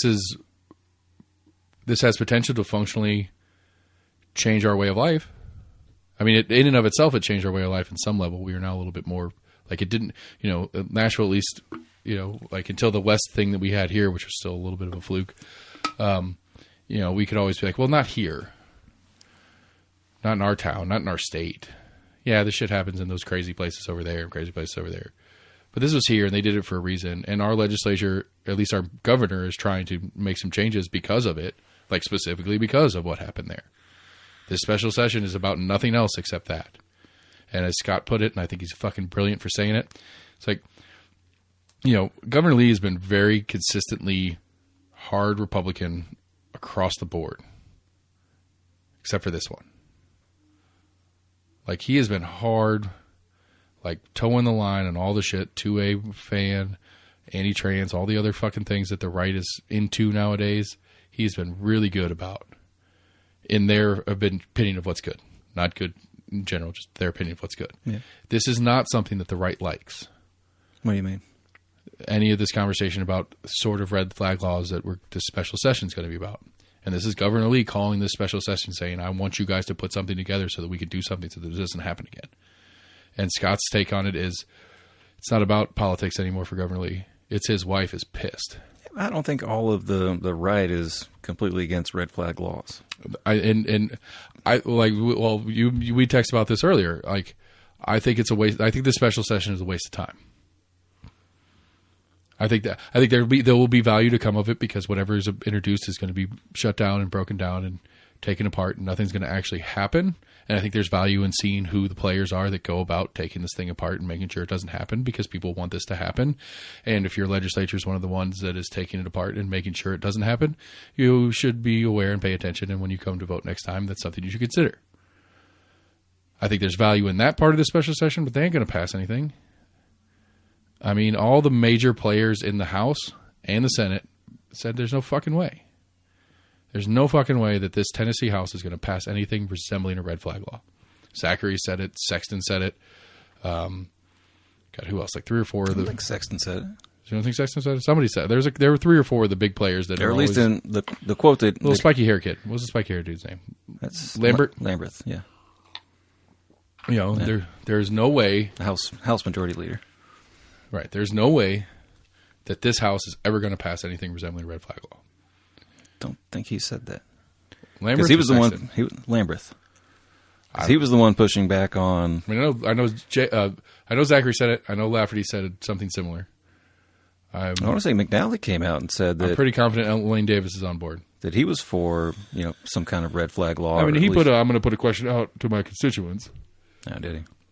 But I mean, he's in a shit storm. He hadn't got out of his shit storm yet, anyway. So he is welcoming anything to talk about I mean, he's not far out of the news cycle at this point. I'm sure a lot of people are forgetting about that shit. But I'm sure he's happy to talk about anything, right? Except that, True. So anything, sure, we'll talk about this topic. Yeah, let's talk about it. Because you know what we're not talking about? Right. Me diddling little boys, or whatever it is he was into. I don't remember. Right. Allegedly. Let me cover for the legal team. I was just accidentally hitting heart emojis on half-naked pictures. But I hate gays. But I don't hate gays. I got friends. But don't hate them. I just tell them they're going to hell. Yeah. So in that sense, I do think it's a waste of time. I don't think it's going to pass. I don't think anything substantive is going to pass, or it's going to be so convoluted and weird that it's not really going to make a functional change. But I think Scott put it on. I think Scott hit it on the head. I think this is Governor Lee's wife was friends with that principal that got killed, and that this is personal for her. And so, happy wife rules. Governor Lee is going to do something. He's going to put forth effort into this because his wife is going to kill him if he doesn't. I think that's the truth. Allegedly, I lean more to the thought of. He doesn't want to look like the bad guy in this. He wants to look like he started something. Like, hey, okay. I've got our legislator. Politics, so I get what you're saying, but just in politics. I'm sorry. Finish what you're saying. No, go ahead. I'm sorry. Please finish.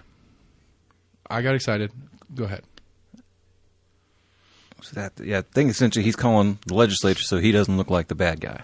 That when it does either go well, he can take credit for it. When it doesn't go well, he can be like, hey, I tried to bring them together. They weren't able to come to a thing. I don't want to override our legislatures because I respect. They speak for the people. And, right. I'm just the governor. Right. But while that is 100% accurate in functional political theory, to what end? He is a lame duck governor at this point. He can't run again. Right, but was he talk that he may have higher aspirations, that he doesn't want to end his gubernatorial? But if he has higher aspirations and wants to run as a Republican, then this is not a good look for him. Think he should be more hands-on? No, excuse me. Making this an issue, and like you said, being able to go. I don't think he would get away with not responding to this. Going, well, I tried, but the legislature stopped it. The fact that you tried is not good in the Republican general consensus right now. The fact that you tried to do anything that was going to take away guns, and I know it's like over broad brushing the actual story and what's going on, but that is the sales pitch. Because, for example, there's been rumor, and I have no idea if there's any validity to the rumor or not, but there's rumor that if DeSantis makes a real run, that Governor Lee might be his VP nod. Really? I've heard that. I don't know if that's just complete nonsense or not. But let's say for conversation's sake, it is. I can't say the two of them together. Let's say for conversation's sake, it is. For DeSantis's political sake, Would it look good for him running for president if his VP tried to take away guns? And again, I say that completely inaccurately, functionally, Right. but that will be what a Trump team will do running against him. That will be what a Nikki Haley team would do running against him. That will be what the Republican primary people do. Now, Trump said himself that. Sorry. But it's not going to stop Trump from playing that card. He's going to be like, yeah, so this DeSantis guy over here has got a running mate that's trying to take guns away from his citizens. Right. It's not true, but they're going to play that. And No, I'm it's saying like true Trump enough. himself said that should happen. Well, but he also said it like fuck, due process. Let's do it, and we'll figure it out later. Right. Which Trump says a lot of stupid shit. That's not. But again, but in Trump's magical ways, he gets away with it somehow. But he will say something completely hypocritical in this case and get away with it because he does. That's just the truth. And so if it's a political move for Lee, it's a bad political move because it's not going to help him in a future politics game and where the Republican Party is right now. Maybe to the hard right. I think some that are maybe a little bit more moderate may think they're like, hey, where the Republican this was Party someone that is was willing. At large right now is not there. They're just not there. They're not going to be on board with somebody who in a national stage, they're not there. Or if he's going to run for Senate, I don't think there's that much of the GOP that is that far hard right. I think if he's going to run for Senate in the state of Tennessee, it's not good for him. If he's going to run for state Senate or something, not state Senate, but federal. Right. If he runs for a federal Senate, federal House seat, right, that's not a good look for him. That's something he's going to have to answer and explain away. I mean, he could be the Republican version of a mansion. I don't know. I just don't. Maybe I'm misreading it, but I don't see that as a pro in his future political needs. I think this is a personal issue. That's the only way it makes sense. I think at some point in our political divide, there's going to have to be some kind of coming together at some point. I don't think it's. I don't think it's ever going to be. That's why you make fun of me for loving this presidential election, because this is the only way I think we can come together on something because it's getting so outrageous.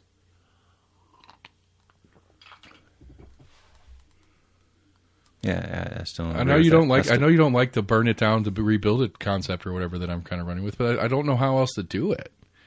Because the reasonable ones, the way the system works, the reasonable ones are going to get weeded out in a primary. So we don't get a chance at voting on the reasonable ones in general elections anymore. We only get a chance on the extreme ones because those are the ones that win their primaries, unless they're like strongly contested districts. And those are going away. Not always a guarantee. No election is a guarantee. True. But, that seems to be the trend. Maybe that's a better way to say it. The trend is, how did Trump win his primary the first time? With 30-something% of the vote, because he had 15 people running against him. And those 15 other people were more normal Republicans of old school. Like, what, Ted Cruz? I can't even remember how many. All of them. But I'm saying he won because of the multi-field. He didn't win on a majority of Republican voters. He won on a minority. He was able to stand out. I mean, when you've got 15 people up on the stage, he was able to kind of just like take over, just being the braggadocious motherfucker that he is. Yeah, but he won because he had the largest minority behind him that voted for him. Maybe. I mean, he won the primary with like 30%, and it was like 30 to 15 to 15 to 12 to 7 to 6 to 4.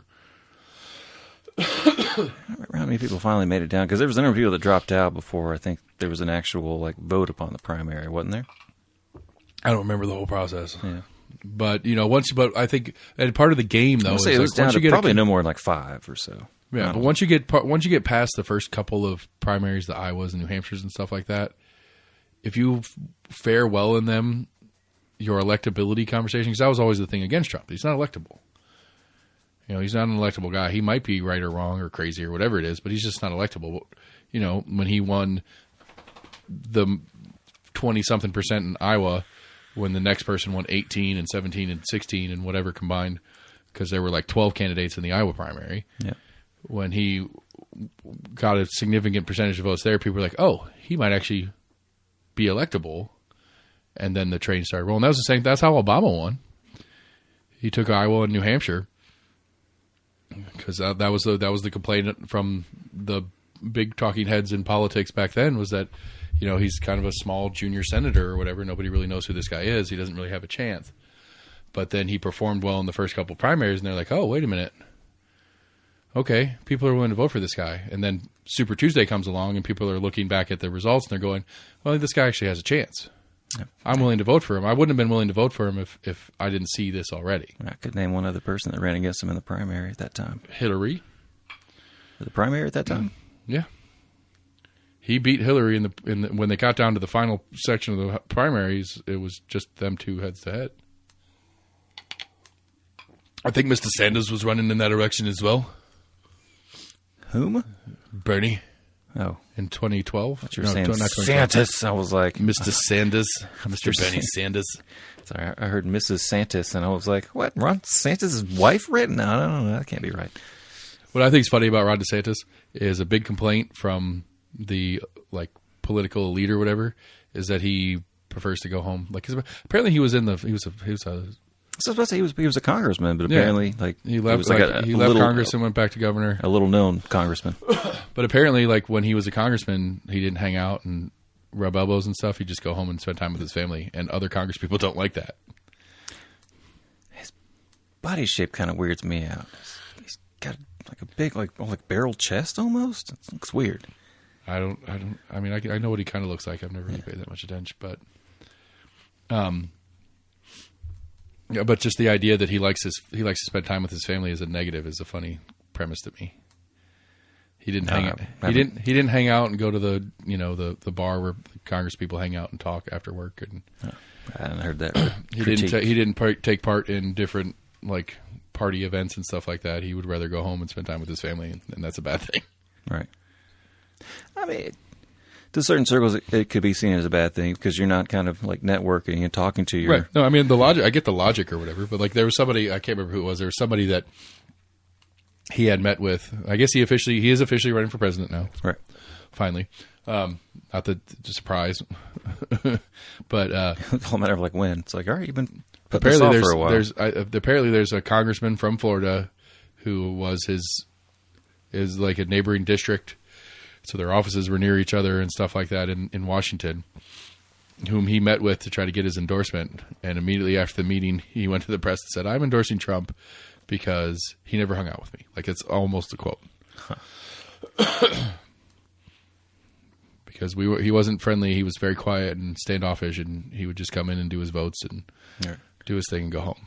I did read initially that there was concern that, like I said, his initial announcement, whatever Twitter's live feed of streaming it apparently just ran into a whole bunch of glitches and kept crashing. They broke the internet. But I think I read he's already raised a good chunk of money since announcing. I mean, I think there may be enough. I don't want to deal with Trump anymore. Big time Republican donor, activist, whatever you want to call them, that are gonna have to make the decision to just sit down on a candidate that isn't Trump, and that they might actually coalesce, and I think DeSantis is the logical move. What I find most fascinating about Republicans nationally right now is how they are dealing with the evangelical base.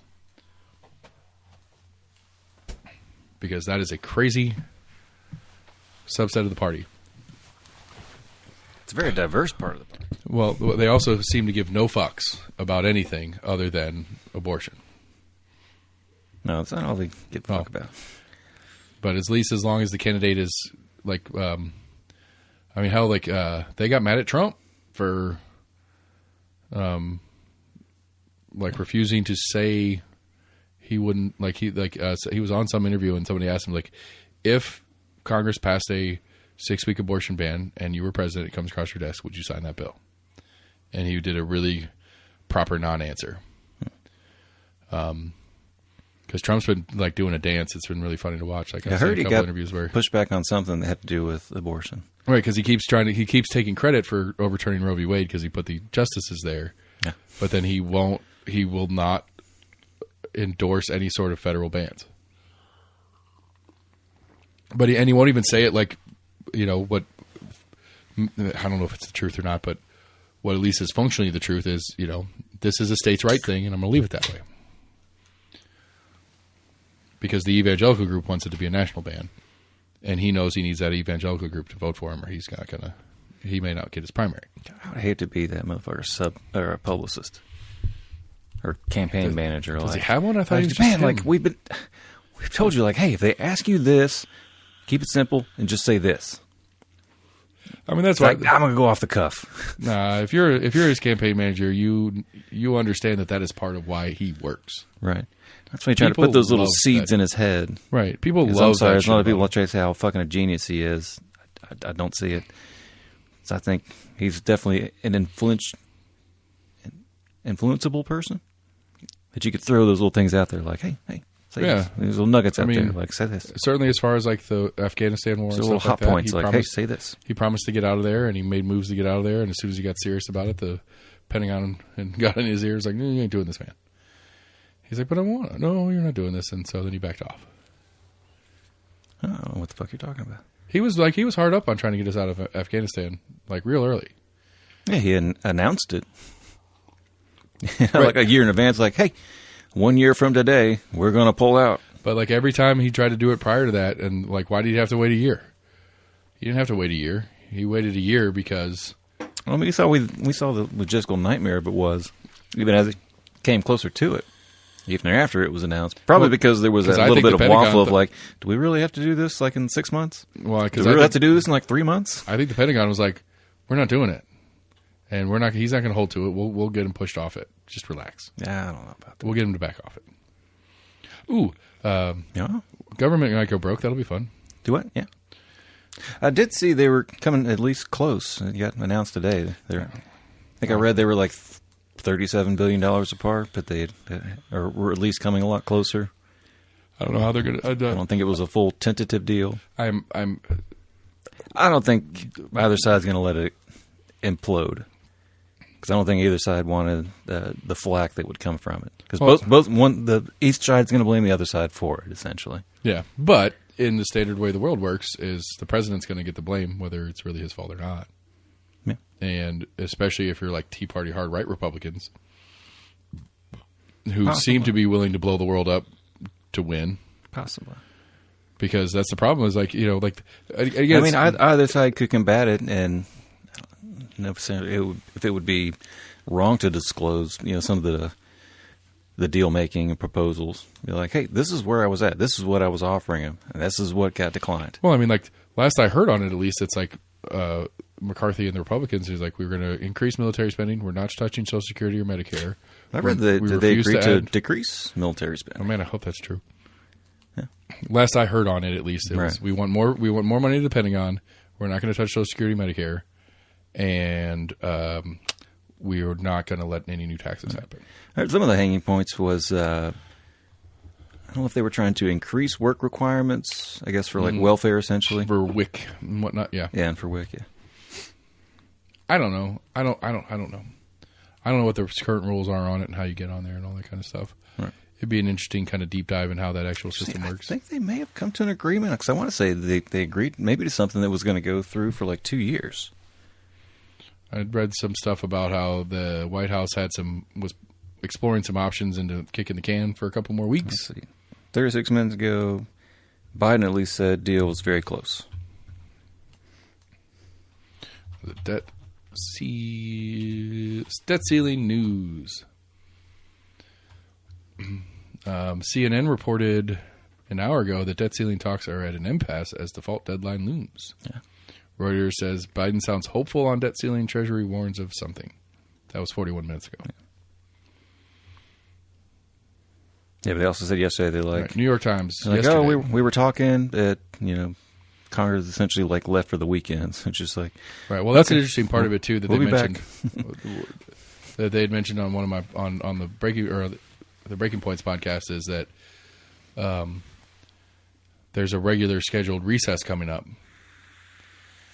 and it's supposed to start when? Did they say? I think it's like mid June, like June 14th or something like that. And if they don't get it figured out before then, or they're likely to get it figured out before then, because a lot of these people I was if they're forced to come back, they're going to be mad, and they don't want to come back. So they might agree to something so they don't have to do overtime. Fuck them. the fuck are they supposed to be doing? Like it's the standard. Like we've seen. I'm sorry, you had a scheduled vacation, but shit's hit the fan. Like government's literally getting ready to like shut down, and we're going to stop making payments.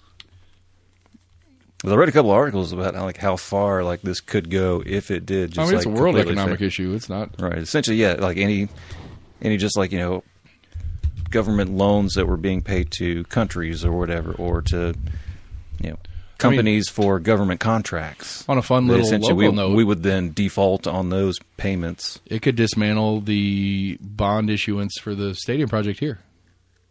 Huh. Like if the boys got to pay more. I don't know what would happen. Let it happen. It'd be an interesting.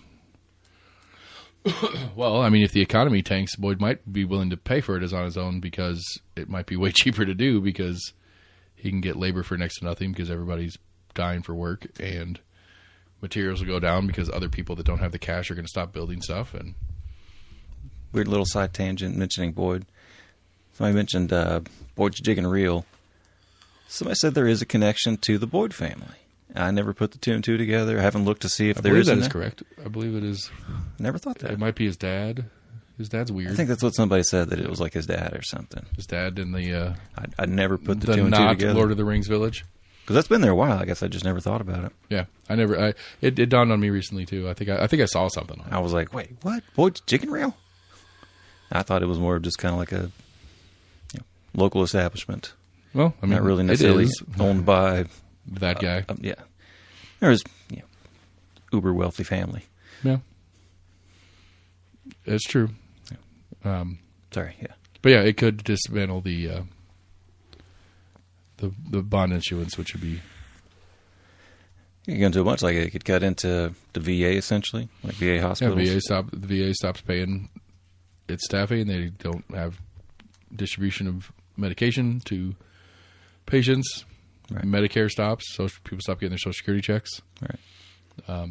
Because I think I conflated it with the government shutdown that had happened. Thankfully, I saw an article that was like, government shutdown's different than this default.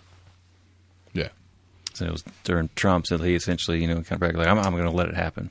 I forget what we were arguing with at that time, but yeah, the last time Trump we got close was Obama. I'm not blinking. I'm letting this shit go. And we had a government shutdown for like 2 or 3 weeks. Yeah.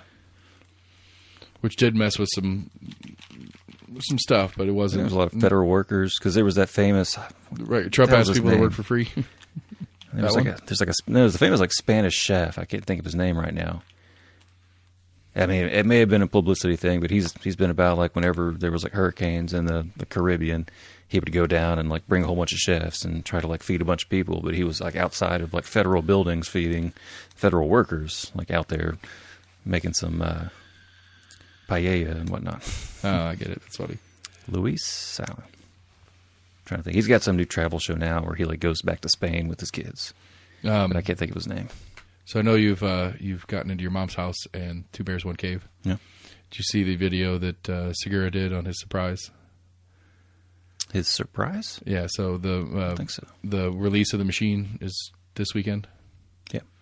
I guess it was yesterday. Like the official, like, they do the red carpet. Thursday? Yeah, the red carpet one and all that kind of stuff. Like I gotcha. The special grand opening event or whatever for it or whatever. Yeah. And like I saw a video of Bert, like he did a walkthrough of their red carpet. And so it was like a whole section of a street that they put like AstroTurf down. And you had like a flip cup section and a beer pong section.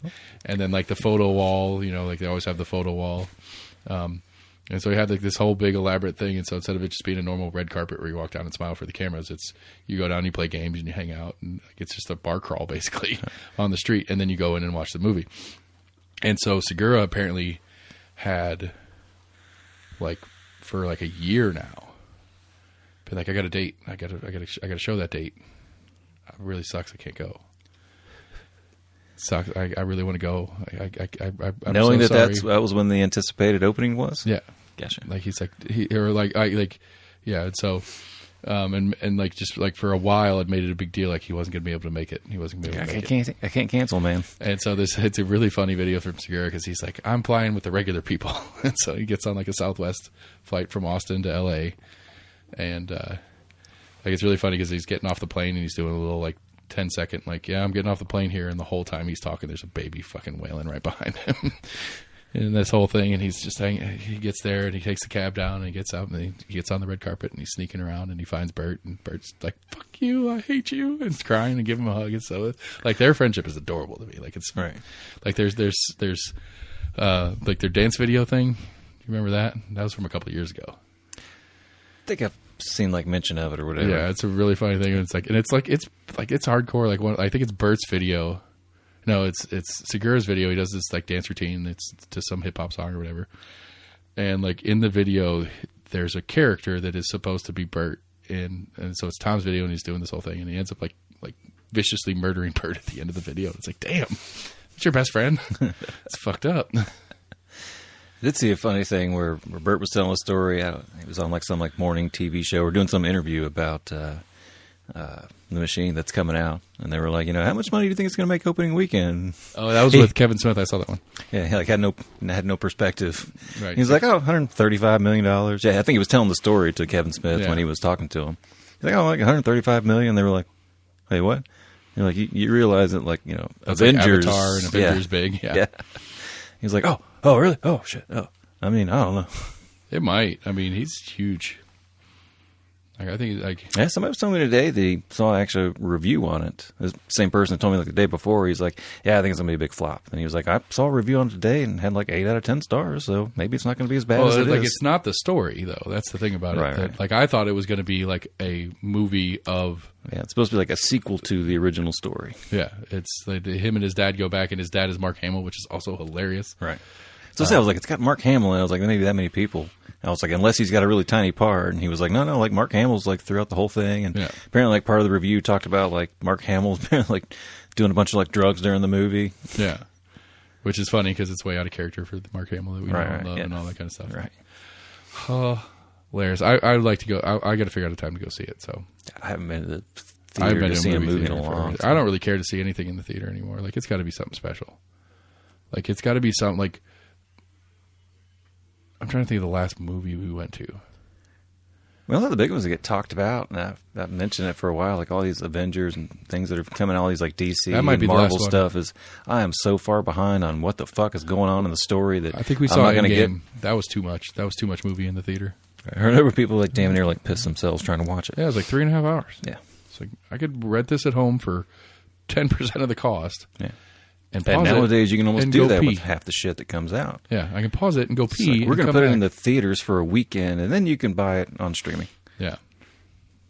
Yeah, I mean, like the new Mario movie, which the missus and the kid went to, and they really enjoyed it and thought it was great and blah, blah, blah. But, yeah, it's already on Amazon. You got to buy it for like $25 or rent it for like $25, but it's like, well, Right. 2 tickets and some popcorn. It's like $50. So Right. I get it for half price. And again, I can pause and pee. Like, to me, like, it's got to I'm be, not totally against it. I just don't want it to get to the point that it's got to be the type of movie that you need the, stopping all the theaters essentially. to me, to want to go to a theater anymore, it's got to be that you need the theater to experience the movie. Like Avatar, I hated that movie. The plot was terrible, but it was a really enjoyable experience because we did it in 3D, and it was like the first of the new super CGI 3D movies. And I remember going, "Whoa!" Yeah. through so much of that movie because of how well the 3D was and stuff like that. And so, like, that is worth it to me because it's a whole experience within it, not just I can just watch that at home. Right. Oh, yeah. Turkey Creek has it. I don't know if any other theater in Howe has it, but they have one that's like they call it 4D. And they have these weird-ass chairs. And I've heard of it. I didn't realize this when we got it because we went and so me and the missus had a date night. We had the kids gone for something, and we went and saw it was, God, what's her? Jesus Christ, how can I forget her name? The mom in Blindside, and she was the chick in Speed. Sandra Bullock. Sandra Bullock and Channing Tatum in this like adventure comedy, Oh, yeah. whatever. And it was a fun movie. She looked hot in that. She did, but I mean, it was a fun movie. But it was not the type of movie that you want those weird 4D chairs in because it's like, Yeah, it's not like vibrate or move around with it. I mean, it's a little violent too. There's a little button on your armrest that you can turn the water on and off. Let's see. I thought I heard somebody tell me like water spray or something. Right, and like I mean, the whole like there were parts of it that made sense. There was like a car chase scene, and it was like, and you were like kind of flopping around with it. Yeah. But then it's like, you know, it's kind of a rom-com thing here. This doesn't really make a lot of sense for this, but it was neat. I like a silver experience of like watching it on like a giant screen. Right, and the Even sound more system. so like the sound system. In some movies, the crowd helps. Some movies, the crowd makes it annoying. Like Yeah. sometimes it's fun to be in a room with a bunch of people. Like I mean, concerts. That's how concerts are to me. It's like You I've get heard that all the feeling of it songs enjoying it with someone else. right, but like there's an energy that the other people bring to the experience that you Right. get to feed off them. Like comedy's the same way. Like you get a good crowd in a comedy show. The comedian's funnier than they actually are because the crowd is, Right. you know, and they feed off each other kind of thing. And I love that. Exactly. So, all right, you ready for it? No, I got a few. A few. I can stick to one if you want. I mean, you can do a few. We got a couple minutes. Here we go, people. Sam's news of the weird week. I need to put a rule on it. Last week's kind of cheated. Did we? I mean, it's like 4 years old. Was it? Yeah, he said it was like 2018, 19 when it happened. Well, maybe the story was new, but the event was 4 years old. I don't know. I don't remember which one we talked about last week. The German doctor. Oh. Well, it was because it had recently come up, I guess, as far as the disciplinary. Whatever the legal aspects of disciplinary it. thing. Yeah. Anyway, Yeah. sorry. Let's see here. We got Bear helps itself to 60 cupcakes from Connecticut bakery. Scares the employees. Hungry Bear barged into the garage of a Connecticut bakery, scared several employees, and helped itself to 60 cupcakes before ambling away. We got a man steals backhoe for 10-mile drive to Illinois airport to catch flight. That's fun. All right. There's a Kentucky one. Sorry, I'm going to go for 4. I'll stop at 4. Okay. I'll pick one of the 4. Okay. Man shot roommate after this is happening in Kentucky. Man shot roommate after accusing him of eating the last Hot Pocket. And then, let's see, what was the Star Wars based one? Man, you're giving me some good ones. Yeah, I forgot we ended up kind of talking about a lot of these. There was an interesting one that NPR had put out that apparently, let's see if I can find it, like 40 years ago, they actually had to apologize for accidentally giving out spoilers to the Star Wars movie that had come out at the time. The Return of the Jedi, that's what it was. They had to apologize for airing Return of the Jedi spoilers. Who did? NPR. Oh, that's funny. Yeah. 40 years ago this day, it was hugely anticipated. Back then in 1983, All Things Considered host Susan Stamberg asked a young boy to give us a sneak preview of the movie. And be warned, you're about to read some spoilers from a 40-year-old movie that, to be honest, you should have seen by now. But apparently, the boy gave the review, Han Solo and Luke Skywalker are about to go into the pit, and just as he was about to walk the plank, R2-D2 fired a laser gun from his head, and Hans catched it, and he blew up the whole ship, and the big guy, the boss of the monster, well, he got choked and died. So I guess they aired that. Not really. Right as it was releasing. Right. Apparently he got a few things wrong. I don't remember the specifics of right. it. It was a lightsaber that Luke caught. Yeah, it was a lightsaber fired out that Luke Skywalker caught, yeah. But apparently I guess they had to apologize for it after the fact. The boss of the bad guys did get choked by super sexy Leia in her super sexy slave outfit. I want to know more about the... which one? What was the second or third one? Not the bakery one. Oh, I wanted the Kentucky Hot Pocket shooting. Kentucky Hot Pocket? I actually read that one. There's got to be drugs involved. It was like 50, 60-year-olds. Let me find it again. Oh, that's hilarious. That's what I was like. It's like some young kids or some shit. I mean, I've gotten pretty mad at my kid when he ate the last Hot Pocket, even though it's technically his Hot Pockets and why we bought them. But there's been times I've been like, I want a Hot Pocket. And they're gone. And I'm like, you eat those Hot Pockets? A man in Kentucky's largest city is facing criminal charges after allegedly shooting his roommate during a dispute over a Hot Pocket. Let's see. Guy 64 was arrested on assault charges after he accused his roommate of eating their last Hot Pocket and attacked him, shooting him in the buttocks. Police started to... What kind of Hot Pocket? I want to know what kind of Hot Pocket it is. I don't know if it Continue. Go. According to police, Williams started throwing tiles at the man after he realized the last microwavable turnover was gone. He then shot him in the buttocks as he tried to escape, the TV station reported. Williams is prohibited from contacting the victim, who was taken to University of Louisville Hospital to be treated for non-life-threatening injuries. His bond was set at $7,500. They don't even mention the type of Hot Pocket? No, I think it's inconsequential to the story. I mean, it's ham and cheddar. It's got to be. It's the only one worth going to jail for. Ham and cheddar's the shit. All the pizza ones are too greasy. Have you air fried one yet? Breakfast ones that were okay. The eggs were kind of weird, but have you air fried one yet? No. Gotta try it. Flaky crust. It's nice. I was going to use my parents' air fryer like a month or so ago when they were out of town, and I couldn't find the little basket, so I wasn't going to fuck with it. Mm-hmm. I was like, oh, there's a basket for this thing that you're supposed to use it. Another thing that's fantastic in the air fryer is just pizza bites in general, or what do they call pizza pockets? Tostinos, pizza rolls. That's what I'm looking for. Totino's? Yeah. Yeah, I'm over Totino's. I think I've outgrown them finally. DiGiorno has ones that you'll probably like. They're fancy. They're really just like small Hot Pockets, if I'm honest. Well, I think there was a Tennessee one that I read about some guy that there was like a bull coming after him. Yeah. I think that's a show, unless you got a Tennessee guy getting attacked by a bull for us. I ain't going to look for it. Ain't going to try that hard. We did it. We did a show. We talked about stuff. Oh, shit. I'm going to do the same thing I did last week. But what? You know, pause it? Victimless crimes. We threw that out at the tail end of last week. Maybe we'll try that again next week. We've talked about it a little bit. I don't know. We covered the school thing. I think it's a hugely consequential and hugely complicated conversation, and I do feel like I got at least a couple more facets on the table. My dog is sleeping on a coffee can right now, and Sam's humored by that. He didn't bark tonight during the show. That's a good thing. That's a win. So,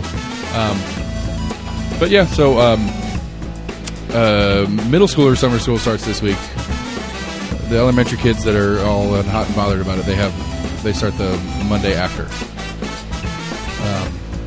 So I'll let you know how that goes. It's not been a fun ride so far trying to get the kid on board with him having to go to summer school. So anyway, we're Almost Agreement at gmail.com. We're on Facebook, we're on Twitter, on YouTube. Go to your website, almostagreement.com. Twitter Guy 23 is coming soon. We got 18 candidates. I'm actually working with the Compass guys. We're talking about trying to put some forums together. That's always going to be a hard thing to pull off. But anyway, podcast writer, all that stuff. Thank you guys. Good night.